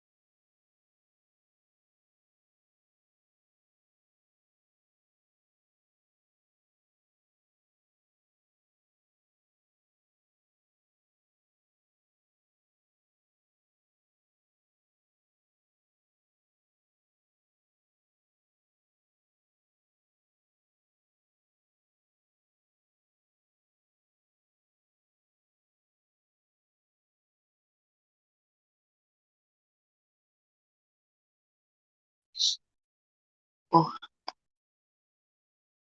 and you tell the kid to get ready for bed.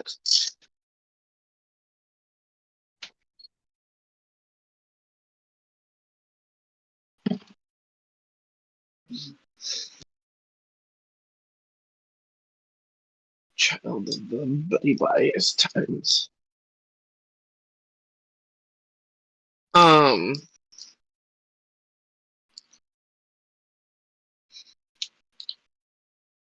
Sure.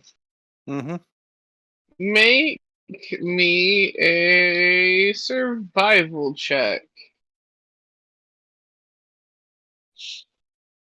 Since you are leading the way. So 19.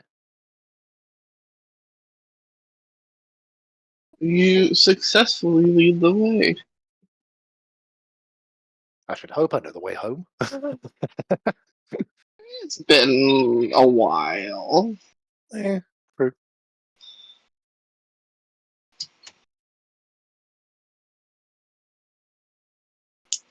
Free from jail. Lulu, let me grab you so I can get you free from jail.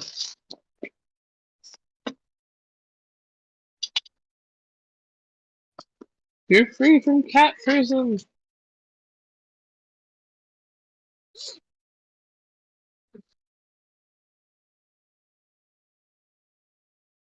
There you go.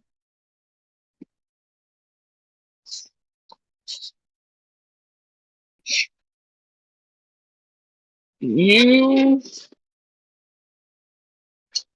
guys travel and travel. It's a couple days from um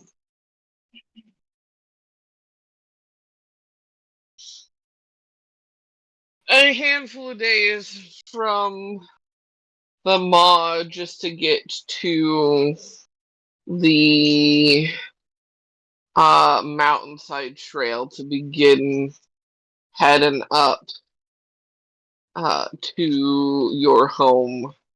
Mm-hmm. Um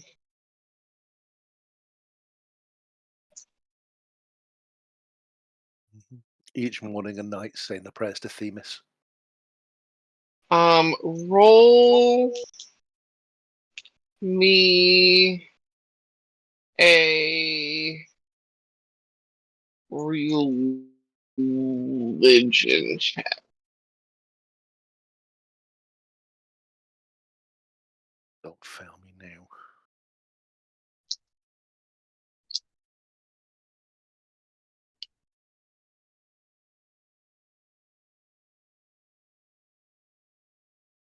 16.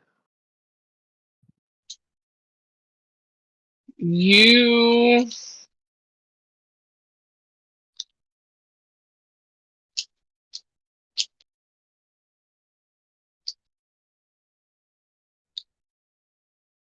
it's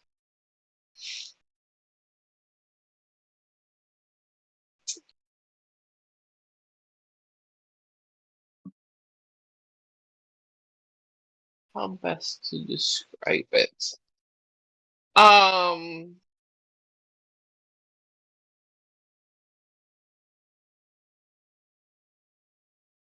I mean, you've been to a bunch of different areas before. You know how sometimes um the wind, it's not a cool wind or a cool breeze. Sometimes the wind itself is hot. Yes. Even though this evening where the evening is cool, the night is calm, you say your prayer and you get a hot breeze. Taking that as a good sign.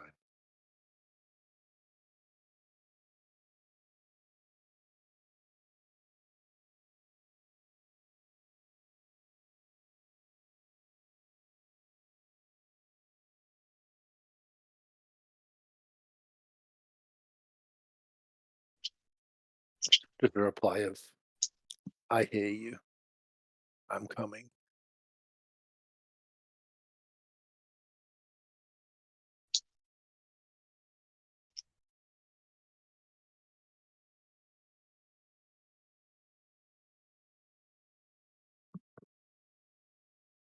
As you continue to travel, Mm-hmm.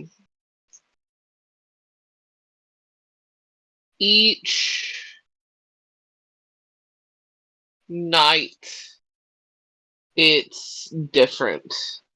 Mm-hmm. The first night, a hot breeze. The second, even though there's no cloud in the sky, you feel as though a single raindrop has hit your nose. The next night, a frigid breeze blasts through quickly, where it was still beforehand. The night after that, you hear this rumble in the distance, like a storm cloud's rumble. Mm-hmm.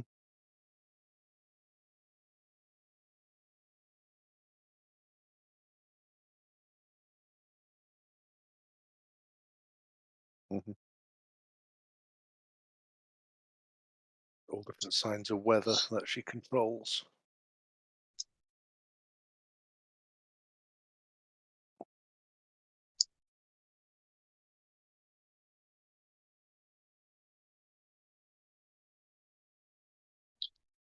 Um, when you all make it to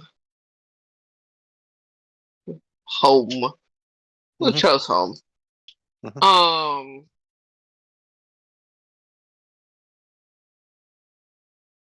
it's a quite nice looking. I think I've got the artwork. No.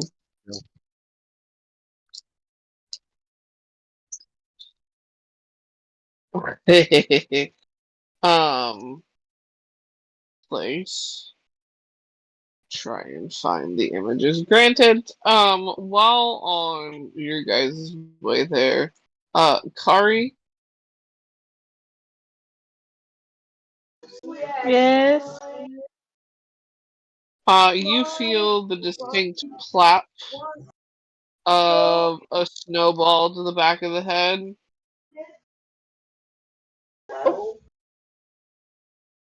At some point. She just looks like. What was that? Father, come for a second. Then get to bed. Mom hasn't fixed it yet. Leave it there.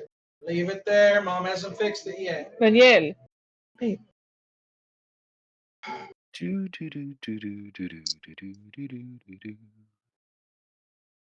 Just quince. I swear I thought we put the pictures in here, but I guess they're in There we go. yours. There we go. I found the picture. Okay. I will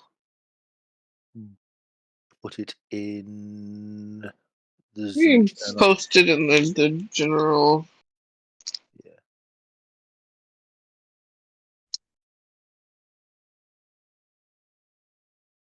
There we go. So you can get a look, see the style of the buildings. Mm-hmm.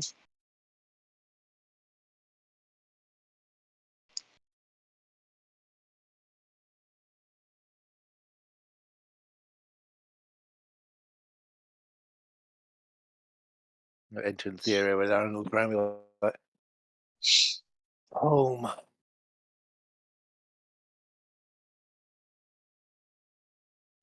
It's been a while, but it's definitely home.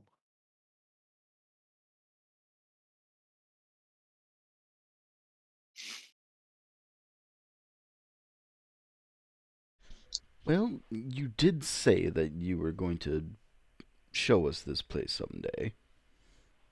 Mm-hmm. Mm-hmm. That I did.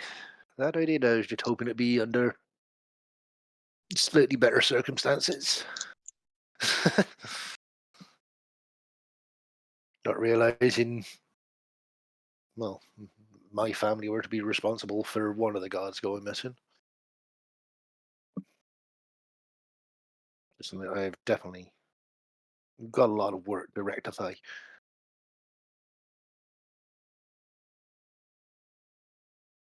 God, it's going to change everyone's faith here. Jesus. Because of me as well. If we do this, how Mhm. many other people are going to be upset? And how quickly are we going to have to leave?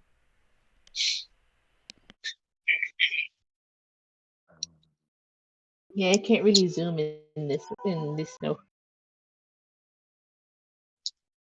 I remember what we agreed the population was for the city.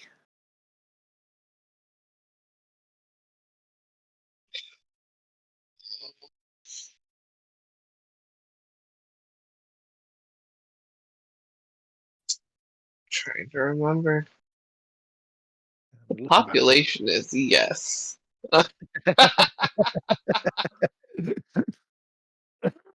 Is there population? Yes, of course there is. Of course there is. It is populated. So many bears fit in this city. Oh my god.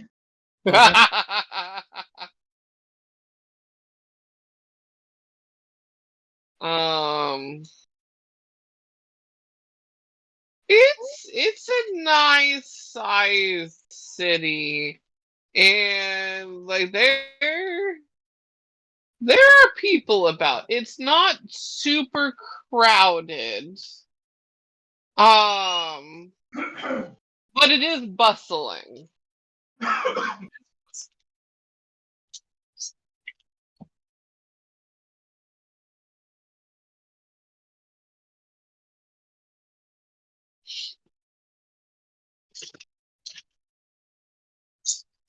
There are children running around at play, people doing their jobs. So many bears. Now we've gotten closer. It's a case of Chou's going to take his jacket off.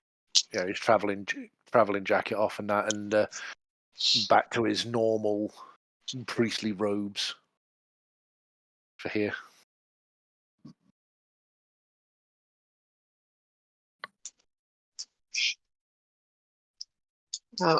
It doesn't take long before there's a shout out of Chou. Is that you?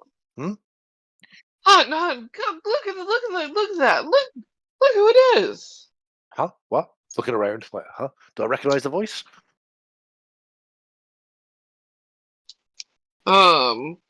It's definitely like you.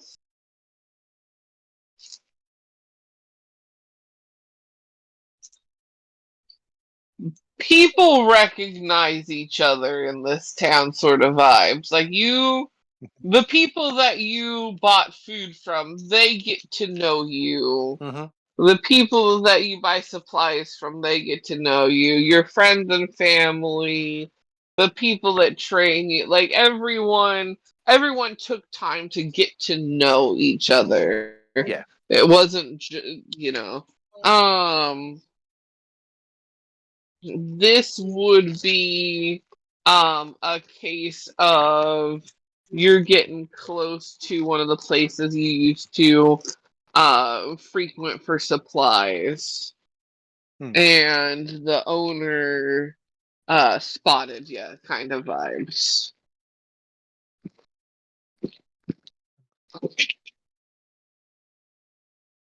Look across.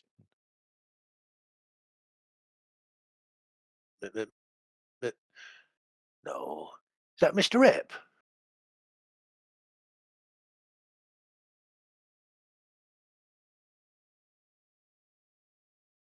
He gives a grin and goes, I may be getting old, but my eyes don't deceive me. You've come home from your travels. It's just a flying visit. We were in the area, and my friends were expressed interest of seeing Calendar. So I thought, well, we got a couple of days to burn, so I'd bring them up. You turn to the party, and everyone. This is Mr. Ip Cheng. He's the he was the man I bought all my supplies from for traveling before I left here. Go through and introduce him. We got Kari, and we got Poppyseed, we got Captain Gaddradison, and we got Gar. Oh, sorry, First Mate Gar, or is it have I got that the wrong way round? Is Gad the captain, or is Gar the captain? Gad's the captain. Yeah. Gad is the captain, but I think Gad died. Oh no! The cold got to him. What? Oh, no, he's alive. Alive. Kind of zoned out, but alive. Chou is introducing you to one of the people of his hometown. Huh. Sticks out his hand. Captain Gaddradison.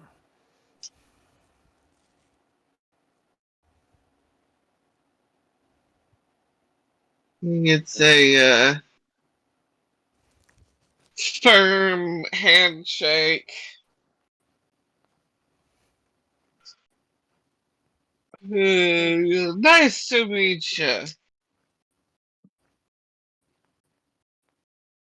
As this one knows, as you should know, by his ability to travel so well, its supplies clearly do well. Like I said, this was the gentleman I bought all my travelling gear from when I set out. Hmm.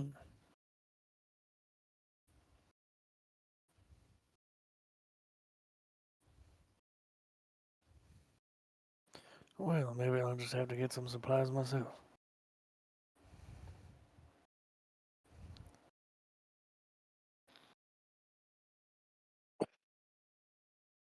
Mr. Rip here, he's if he hasn't got it, he can either make it or get it.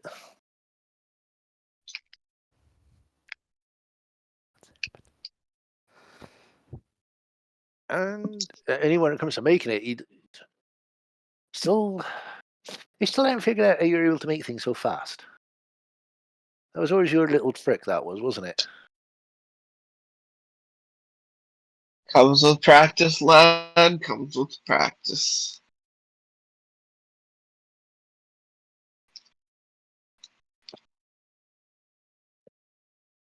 Is anything going on at the temple today? No, nothing special. Tomorrow we've got a service, though. Well, that'll be good. Been a while since I've had a homegrown service.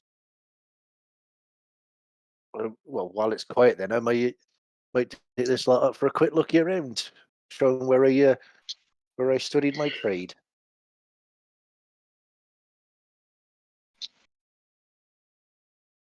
But we'll be back, Mr. Rip. We'll be back. And lead everyone up to the temple for the moment, just so we can have a look around and get a general lay of the land.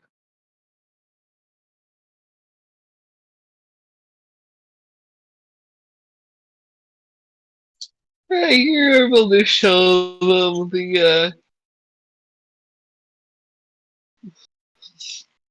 kind of built into different sections, so to speak. You've got the temple area, you've got your shops, you've got your places to eat, drink, and be merry, and then you've got your homes.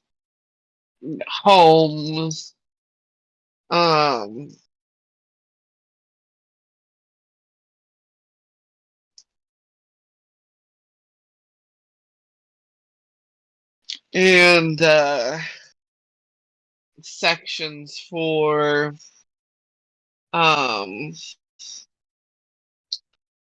smaller temples for like teachings and learning, and for those who want to become monks or clerics or those sort of vibes of the Phoenix. You go and do their training.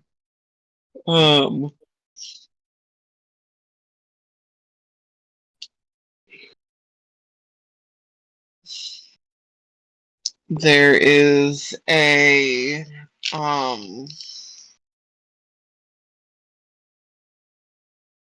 cemetery area as well that would be pointed out.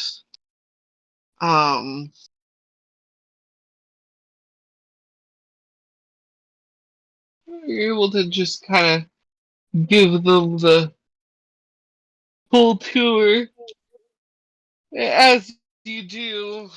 Um,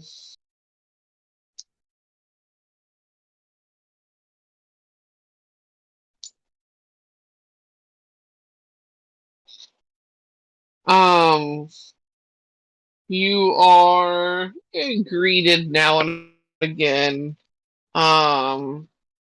Sometimes by friends, sometimes by family.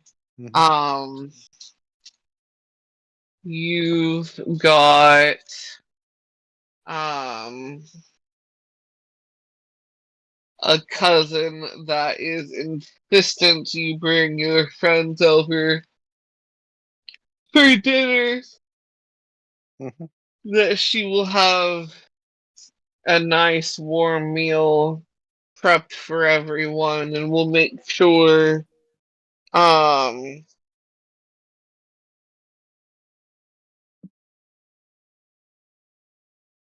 that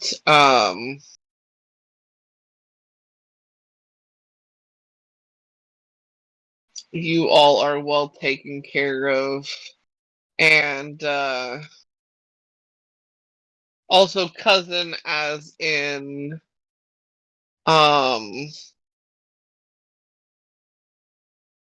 there would have been a group of you in your trainings and teachings that got so close. You all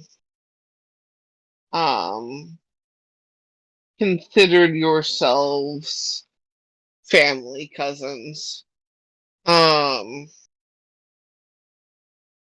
This is one of them.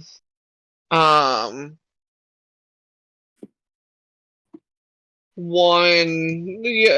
that you trained alongside of that grew up learning with you.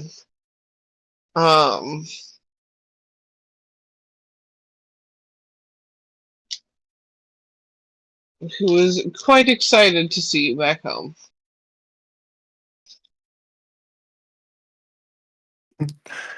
All getting greeted with hugs and smiles and the likes, and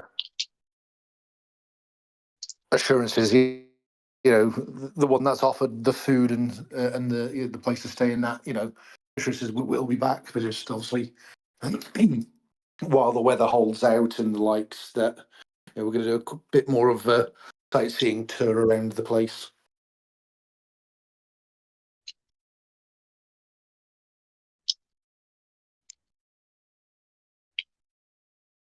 And once people have had enough and we've got a general, a good lay of the land, head on through to the cousins. Unless people want to do something else.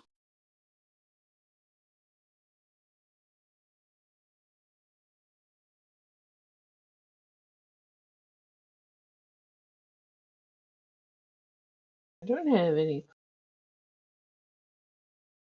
She's just wondering how the food is.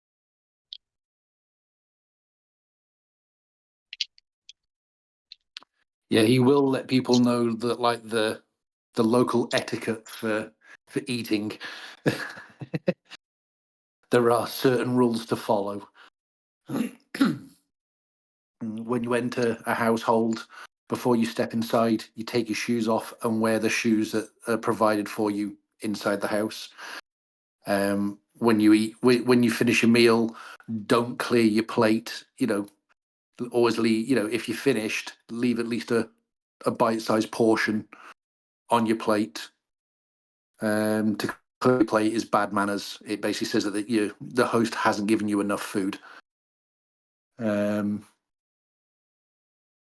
All those kind of things.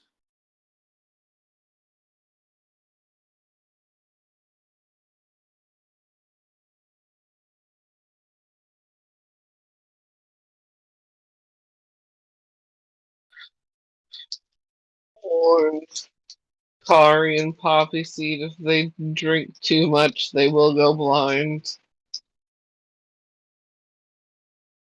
Oh hell yeah! The Tortles can handle it, but Yeah. The Saki here is strong. Also, we make Saki here to bear strength. So go easy on the Saki. And before you ask, yes, it is meant to be warm.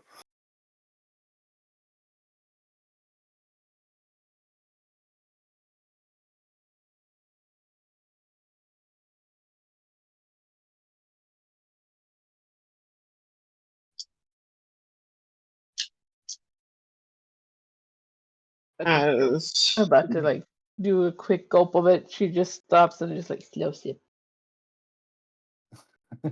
Good evening, sippies.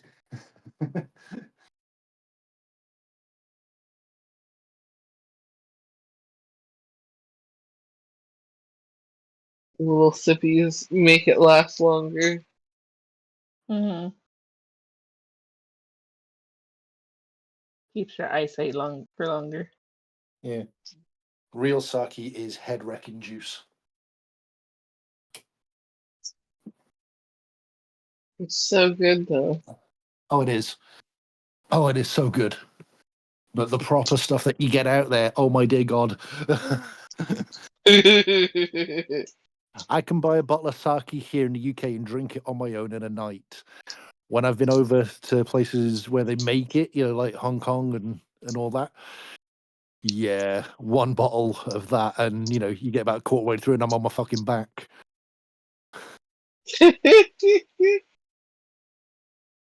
The real good shit is really good shit.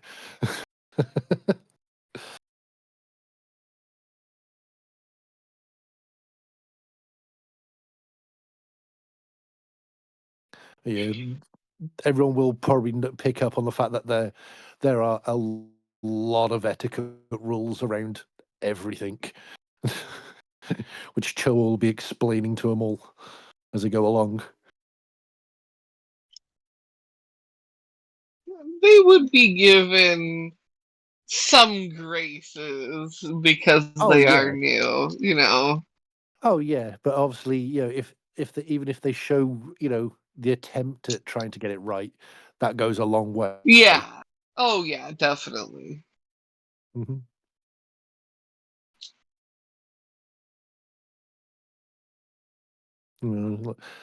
Like the rules on bowing to people, depending on obviously Cho would know the right bows, but try and give a rough explanation of it. To a child, you would just literally just tilt your head, but to someone who's your senior, you bow at the waist, down to a 90-degree angle, kind of thing. That's the simplest way of doing it. And people of equal standing, it's more of a 45-degree angle bow to each other in greeting and leaving.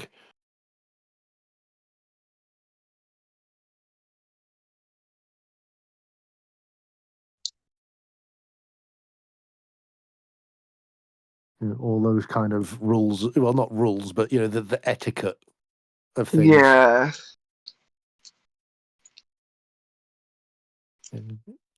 Would not expect you to remember it all, but like I said, the fact that you're attempting to honor the etiquette goes a long way. The attempt to try will help your odds at later dates. Mm-hmm. Yep. Kari does it wrong, bows too deep, just hits her face in the floor.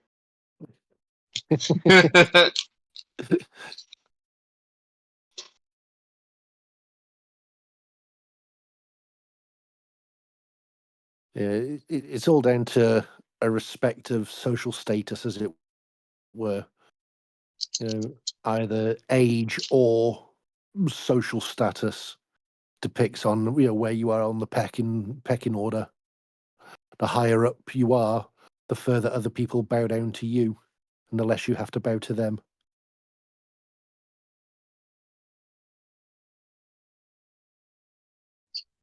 Like for the general, if Cho was working in the temple, he would only have to incline his head in a bow to everyone else, apart from higher up monks, higher up clerics.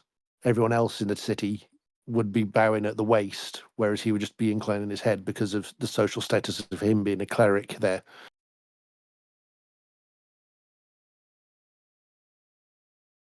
Whereas outside of work and going around the town, he would be following the same rules as everyone else.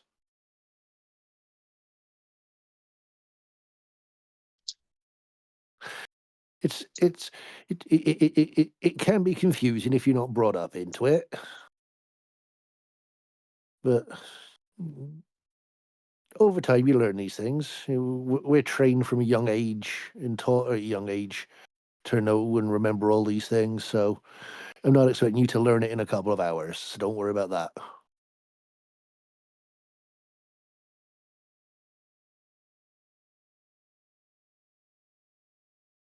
So should we go get some food and drink then? Yeah, let's go.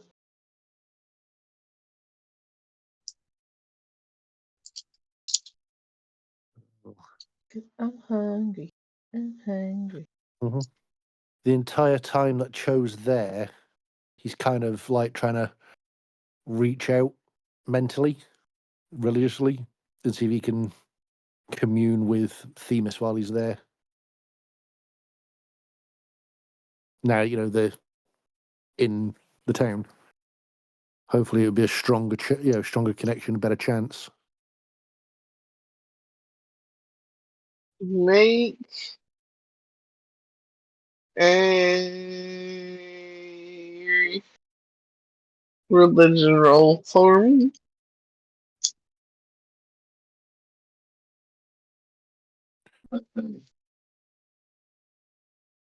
Now I've climbed into my bed and I'm using Avray. What's the betting Avray's going to fuck me over?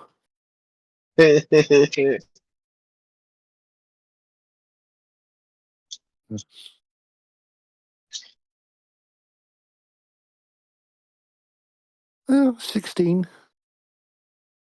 That's not bad. Yeah, I'll take it.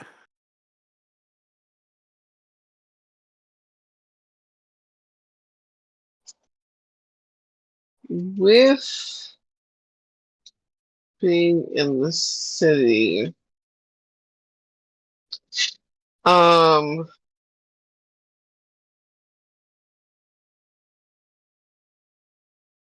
you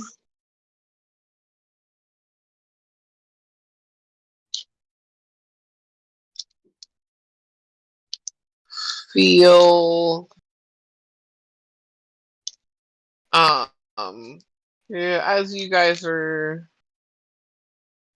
walking down the road heading towards the house on the way to get food,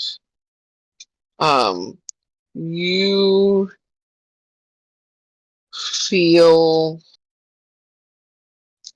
this intense breeze, so strong that and so like out of left field sort of vibes that you almost get knocked over. And make me um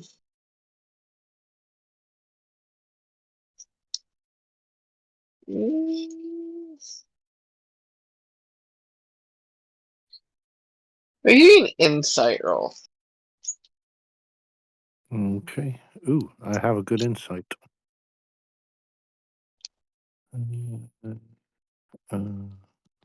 One, and a.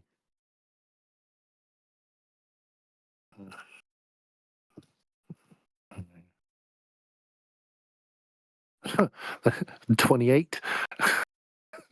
Jesus. Clerics are fun for that.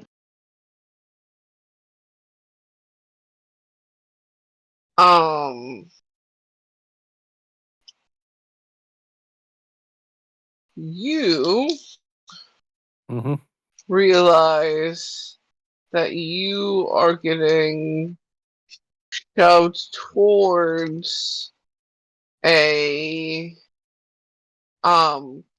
direction that used to have a really, really old pathway that was said to be taken by some of the older monks to go like convene with nature up higher in the mountain sort of vibes. But due to some of the path's instability and the danger of it, it was closed off long ago, sort of vibes to its hail. Yeah. It's the area of the entrance to that trail has always been taught about. But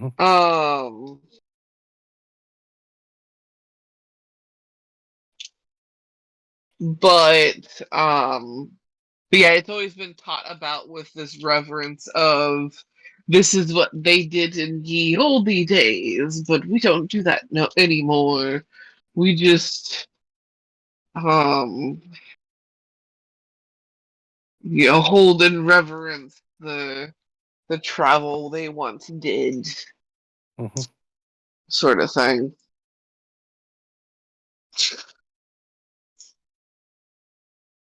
Okay. Make note of where that path is, that he's being directed to is. And make a mental note to talk to the rest of the party later on about it. He's not going to go that way just this minute. Not so soon. And not without backup.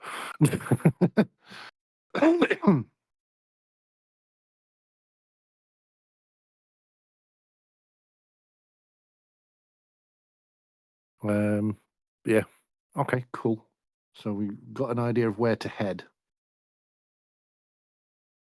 Right. That is good. Very good, very nice.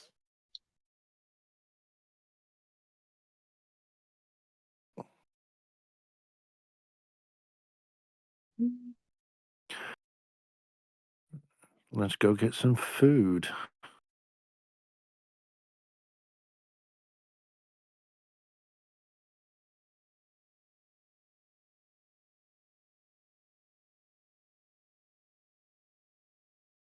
And you go in and obviously swap shoes and like nudge those who seem to as though they're about to forget. Shoes.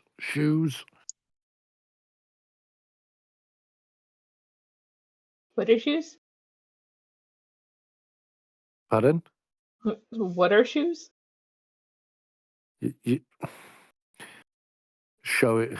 Show Kari what he's on about. These, you have to wear them indoors.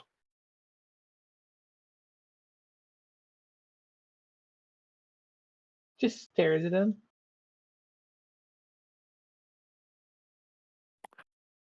I don't think they're gonna work.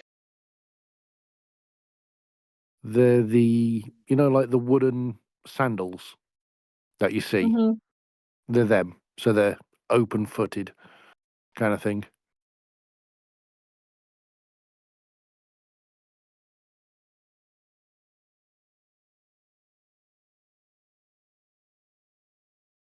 Puts them on and wiggles her toes, like, this is weird. I know it's weird for you, but it's a respect thing.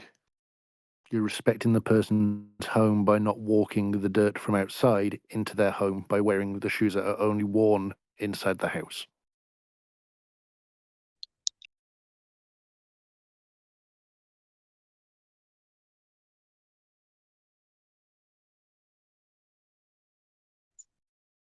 Okay. Thank you.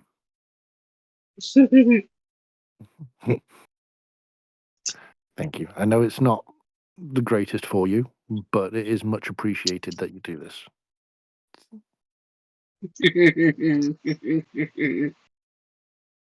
What?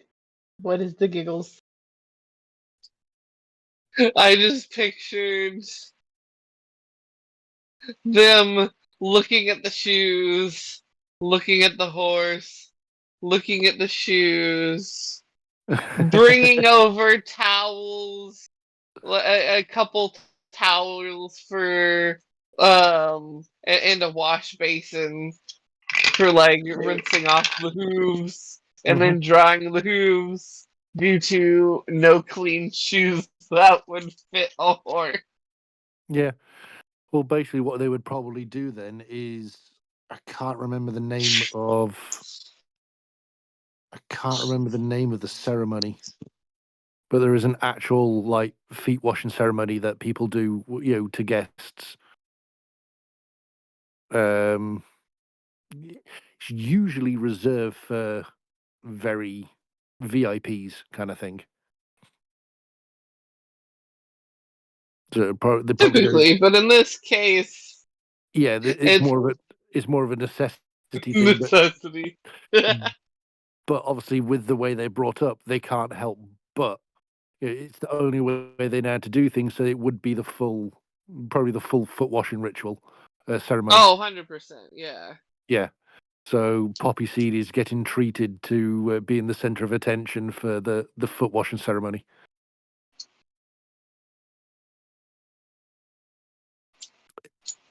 If Poppyseed's still alive. Poppyseed died? Poppyseed died. Oh no. I am here. I am just in and out of consciousness. The foot washing was so good that Poppyseed just zoned out into to snooze. Yeah. Because you obviously can't wear the shoes for here, then you're getting treated to the foot washing ceremony, which they normally reserve for very important people. So that should help stroke Poppyseed's ego a little bit. I'm a VIP. Mm-hmm. Very important pony.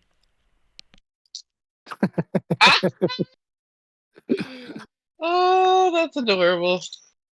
Yep. VI pony. So yeah, head in and sit, eat, drink, be merry.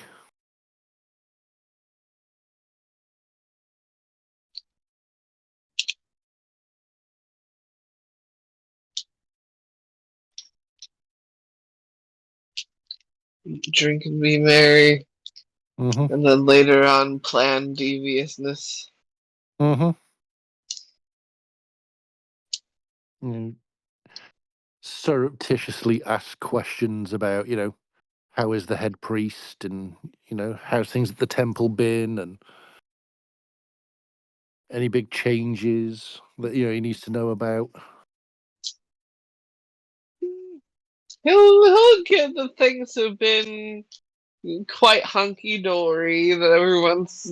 This has been quite a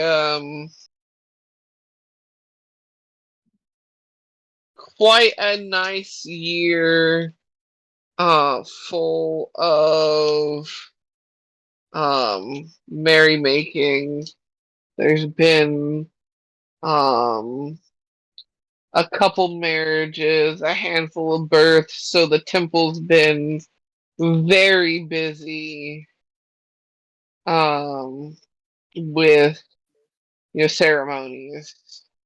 Mm-hmm.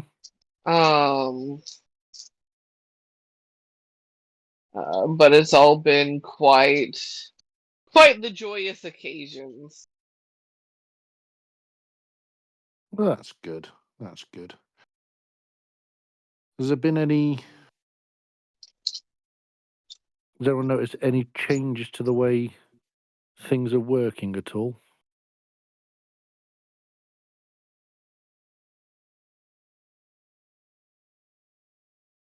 There's clearly like a pause and thought, like to you ponder that, and other than a mention of a couple of the older teachers of the temples like retiring and some new ones stepping up. There hasn't really been any changes because even they're still doing things the same way. It's just, different people doing it. Mm-hmm. Um,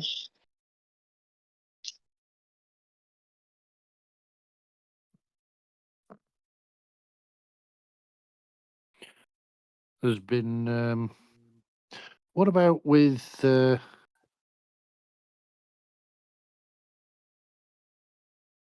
What was the word I was looking for?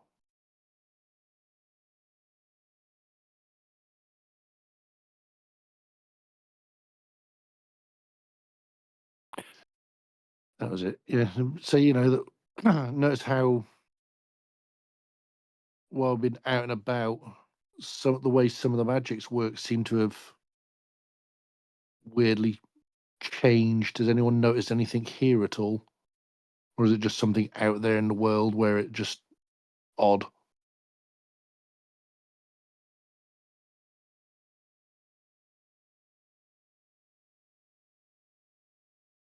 there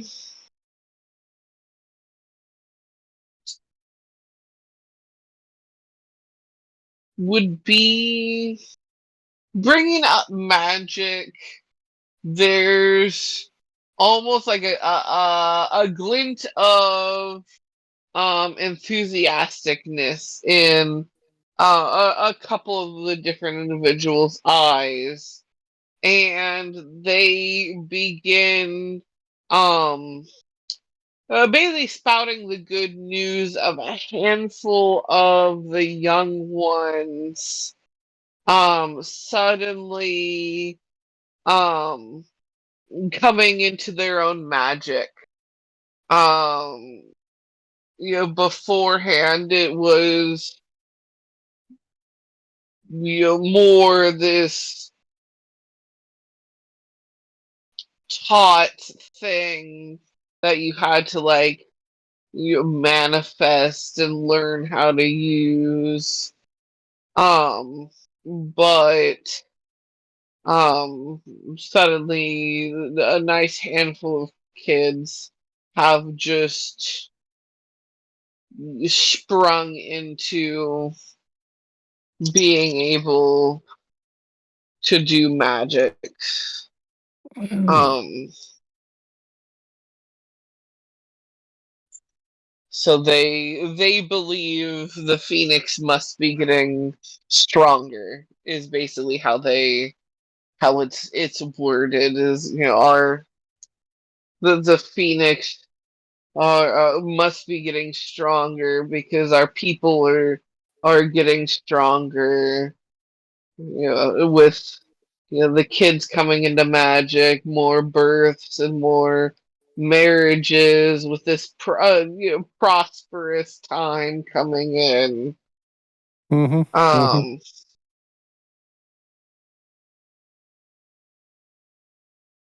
And what's the head priest said? um, he has said that the people are blessed all of the time of worship and belief and putting our trust in the phoenix is paying off. Like, um,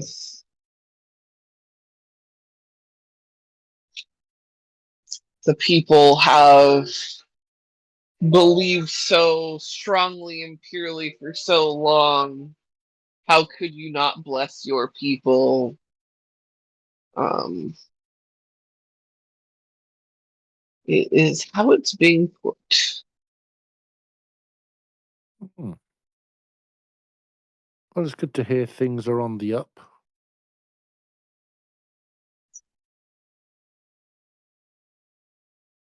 Good to hear things are on the up.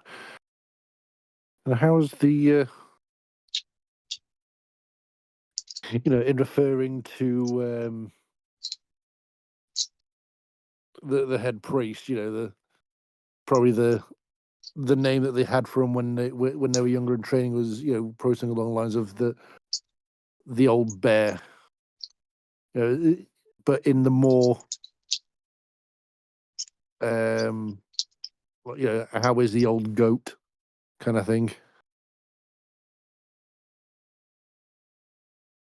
He must be getting on a bit now.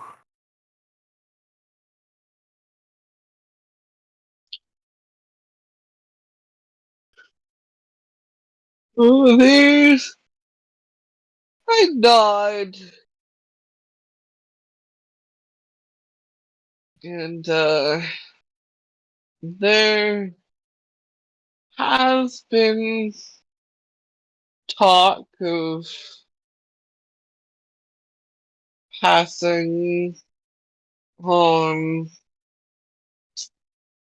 the mantle to the next, so to speak.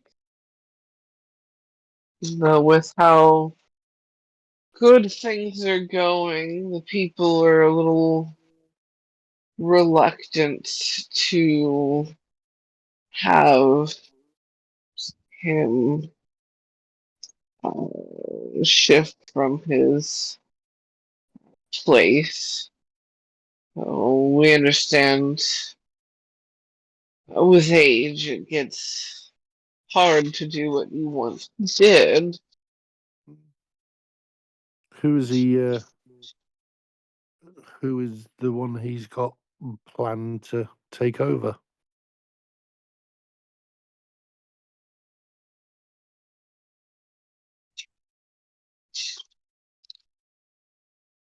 He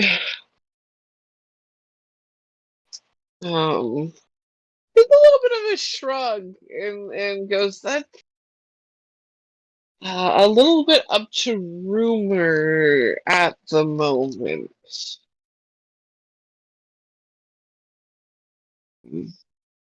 There's a couple that quite well fit the mark. We're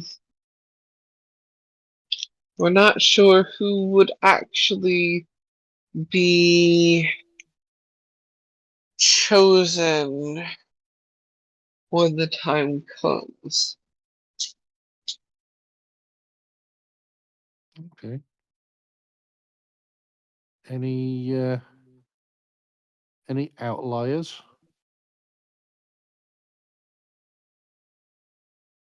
Any standouts that you know of?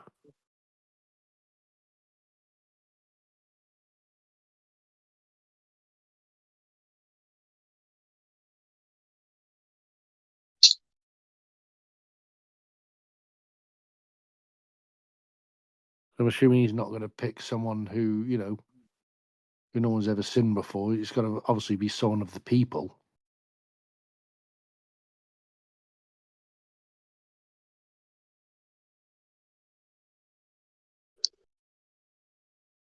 She gives a nod. And goes, well, of course it would be one of us. It's just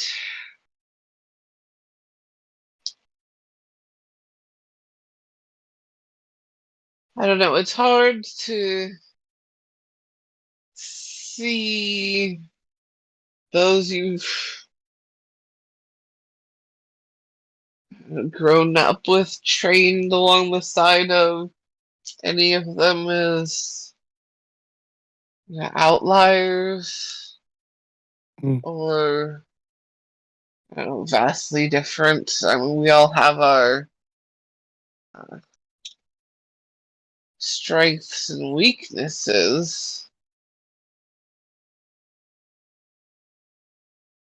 I mean, heck, now that you're back, you were one of the better of us all. Maybe you should stick around. Throw your name into the hat and see if you get drawn. I wish I could, but we've only got a few days here. We're in the middle of a journey to help to help someone. So, unfortunately, it's a flying visit. Like I said, I promised my friends I'd show them where I'm from. We had a couple of days to burn, so here we are. Guess there's no convincing you to stay longer then.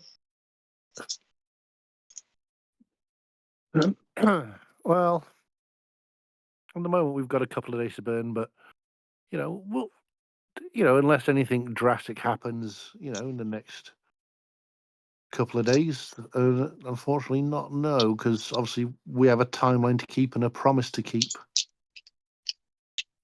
Can't go taking the money we've been paid for to do a job and then just not doing it. It wouldn't be right. And I think if I did that, the Phoenix would look badly upon me. You getting jobs that take you all over the world. You're getting back and asking so much about home. I should be asking you about your travels.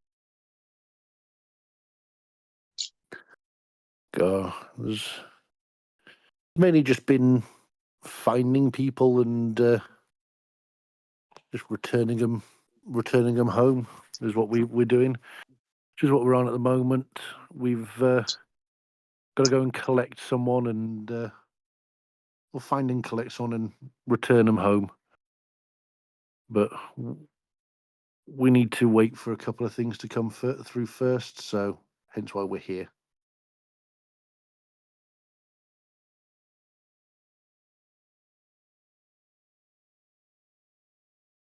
It's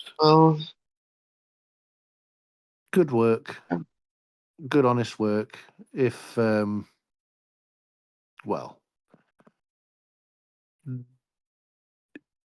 I wouldn't say boring, but it's steady work. Steady and, as the head priest used to say, slow and steady wins the race.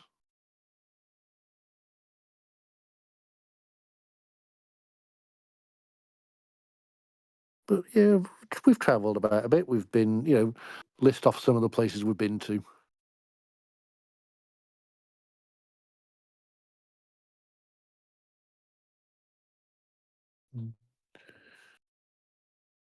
We specialise in tracking people down.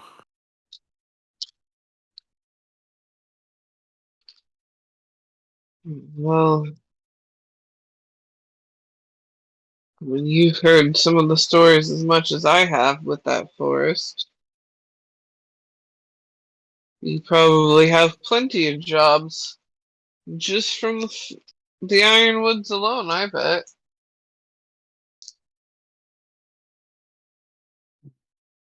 What stories of the Ironwoods? I don't remember any issues with the Ironwoods.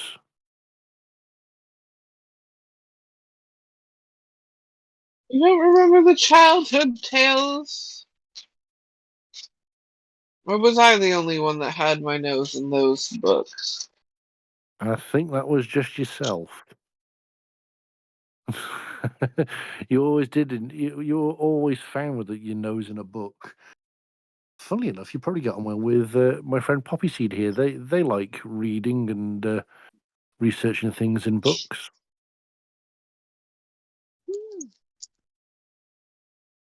I do have a little bit of a collection down the hall. Not as big Really? as I would like it to be, but bigger than most that are around and about here. Yeah, well, one thing I've learned from while I've been out and about is they like to say something's better than nothing.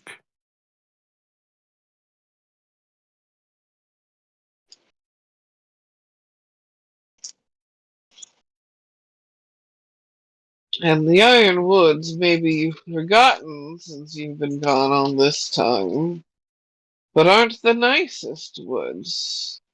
We've got some of the nastiest creatures in our woods down there. Not up here in the mountains, but down once you get to the more flat forests, that is. Okay, like what? Well, for one thing, if you go into the area of, well, the lizards are kind of out and about, but every so often you'll get one of the larger giant males, and if you anger them in their territory, well, you're done for.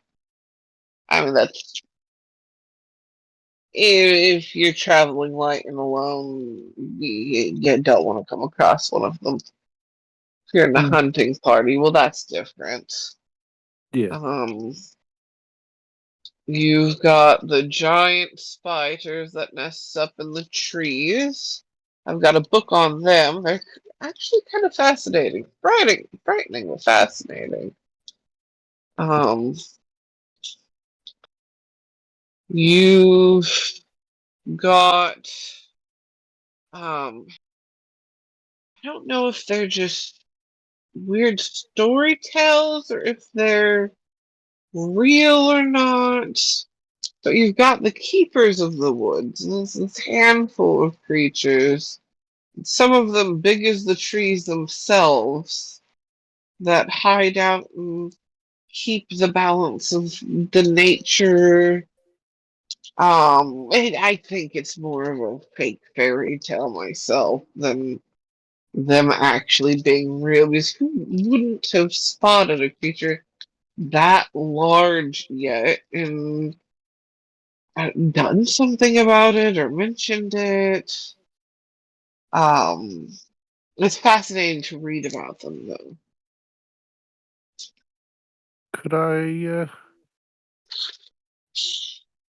Could we borrow that book for a couple of days? Just have a quick read of it? Sounds fascinating. One of it's anything like some of the things we've seen out there. It's nothing like any of the things I've seen up in the mountains myself, but I really haven't lived in the mountains, so. Yeah. I mean, during our travels, we came across some. It was like a giant fish, as big as a boat, and that was the children. The adults were even bigger. I don't necessarily have anything on the sea. This is just all But no, I land, mean, but I can get the book and pass it over. yeah. I mean, something about here, be interesting. At least then we would be, if we ever have to go through the woods, we've got a bit of knowledge of what potentially could be out there. I think I've got a couple books I can pass your way. Just out of curiosity, I don't suppose you've got any books on, or still have the books for the history of the temple at all, have you? You don't have yours? I left mine behind for someone else to read because they were wanting to join the priesthood. That sounds about right for you. I can get mine and lend them to you. I do want those back, though. Oh yeah. It's just so I can, just refresh my memory on a couple of our lesser known ceremonies. I've just want to make sure I'm getting them right for day-to-day stuff. That's all. Oh, I know how that is. Mm-hmm. Always popping my nose back in mine to make sure I'm not forgetting something important. Yeah. I mean, I went to go and had to do a blessing ceremony the other day, and would you believe it? I nearly forgot the words.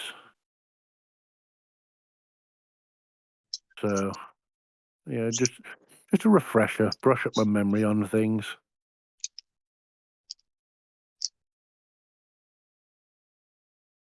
I usually catch myself on run out of one herb, use a replacement herb for the incense.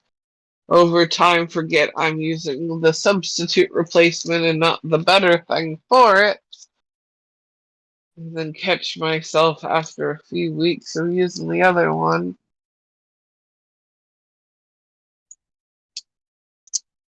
It's not anything major, but still, it's Frustrating more than anything else, isn't it?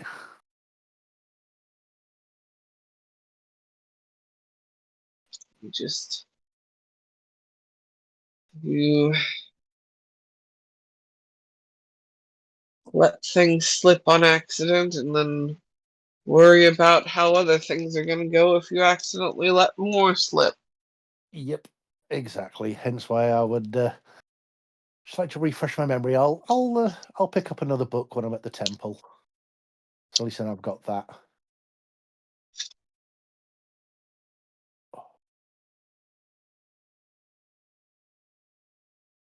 Have you heard?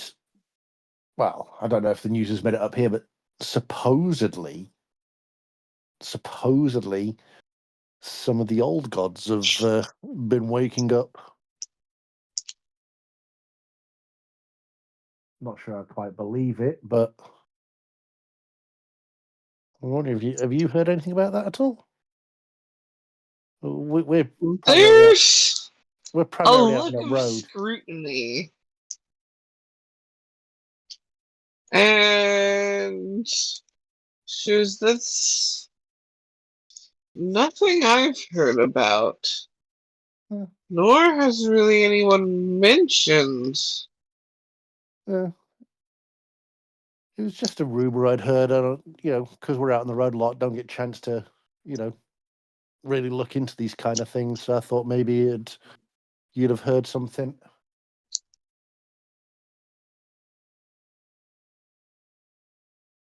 Nope, no mention of them.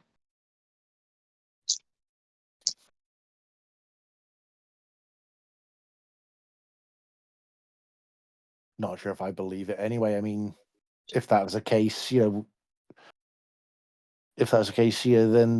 the Phoenix would have disappeared. But obviously, the Phoenix is still here. So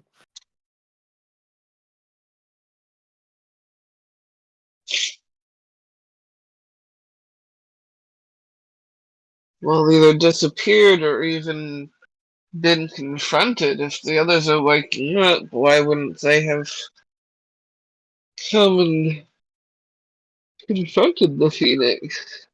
exactly.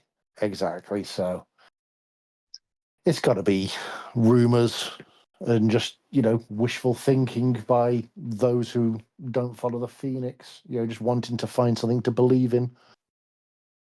Well, everyone needs something to believe them, and even if it's false or incorrect, if it still makes them, a better person and happier to Exactly. live, you can't fault them for that. No.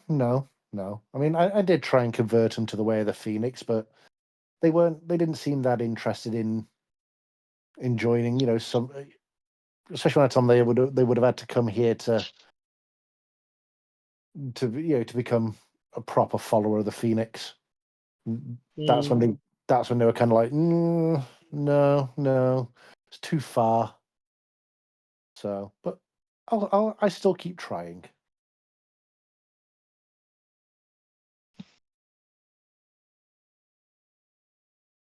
I mean, you tried at least.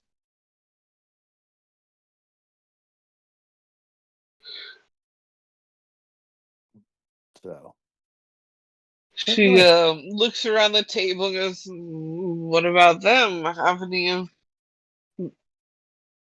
them been swayed by your persuasiveness yet? I've tried several times. Kari is not the religious type. Poppyseed is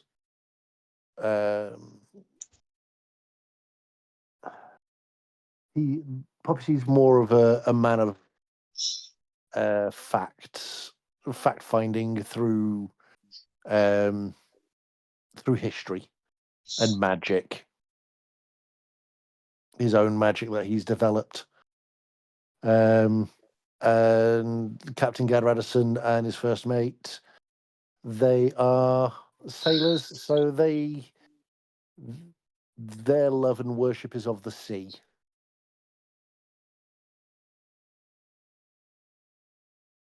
I guess I can't fault them for that.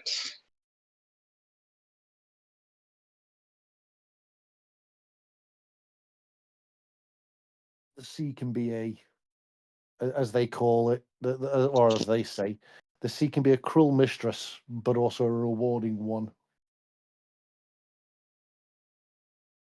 To me, it's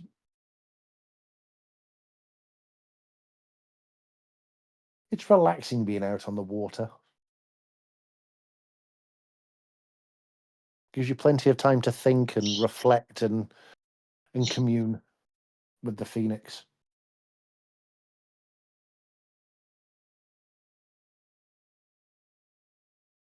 Still yet to hear her. One day, though. One day.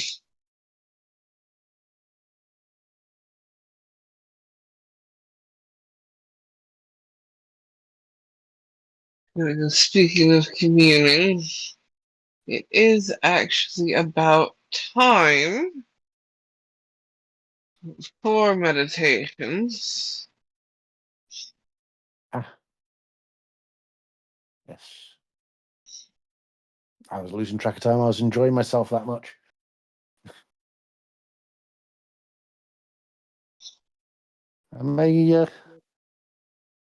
And if it's okay if my friends stay here, I may come and join you. Oh, they can keep enjoying the food, tea, and drink.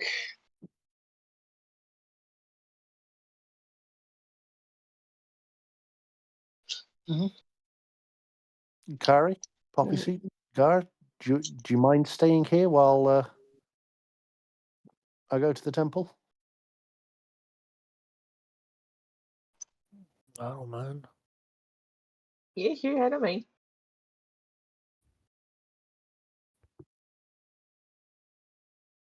Coolio.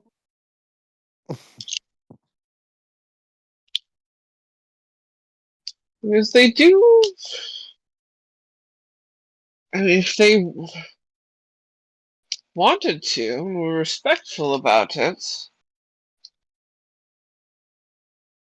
they could come and observe. I know you said they don't believe in the same ways, but sometimes one does just meditate to be introspective. Chou's going to look at them all with that smile of, well, do you want to go meditate? Kind of, that look of the ever hopeful, come on, you got to convert to the Phoenix, aren't you?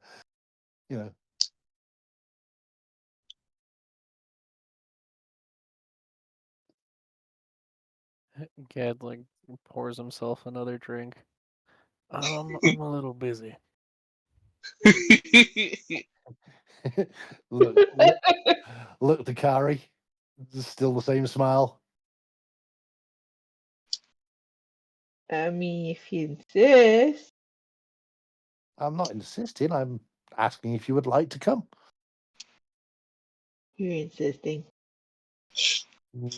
No.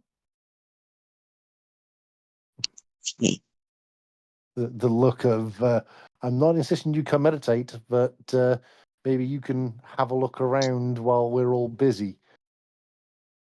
Wink, wink, nudge, nudge. Yeah, Wink, wink, nudge, nudge. Oh yeah, she's going. She understands it, but she's just being stupid. yeah. She's just being sorry. Yeah. Poppyseed? He's dead.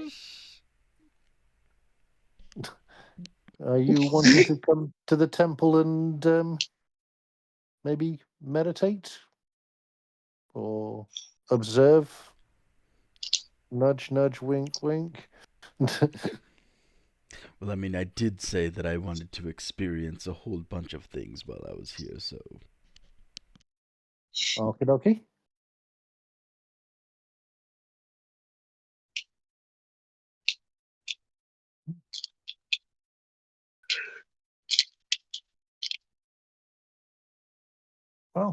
Well, we'll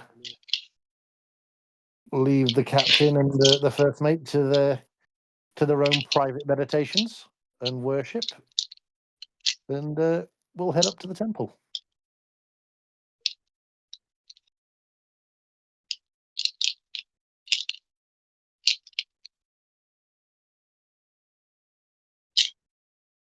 What do I hear? I don't know.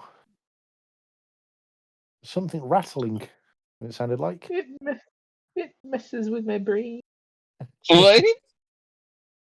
I don't know what's rattling in the background, but it messes with my brain. Oh!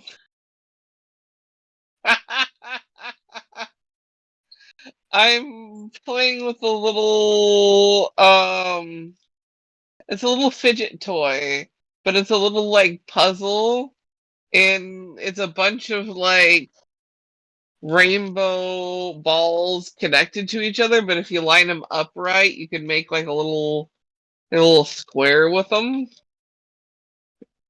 And I was Why are just you like playing with balls? I'm fussing around with balls. So it's that kind of stream, is it? Right. The rainbow ball. She's taking advantage of not being streamed to do this. Uh-huh. Nah, I mean it's still going on the YouTube. Mm-hmm. True. I didn't realize the click clacking was being picked up.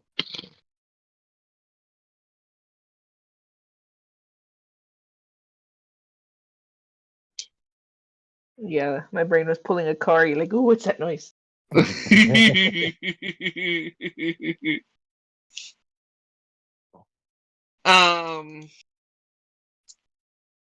think what we will do is pick up next session with y'all going into the temple for the meditations and sneakering. Okie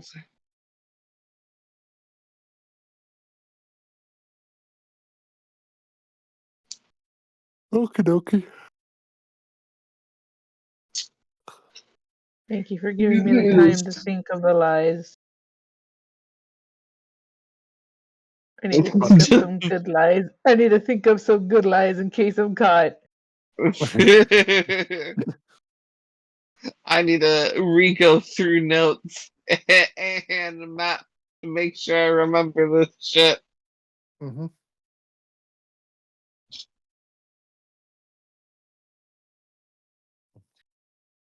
Can I recommend something, Croven? What? Read up on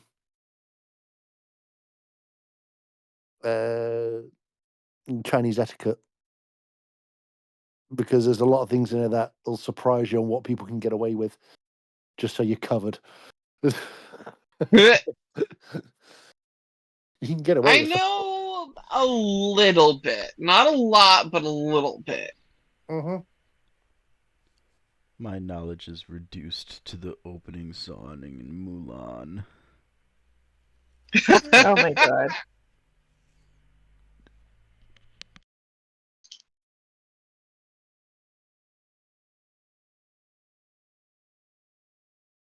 Yeah. Beautiful. Anyway, say goodbye to.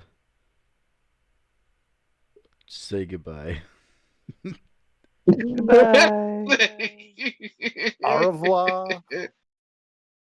Toodaloo.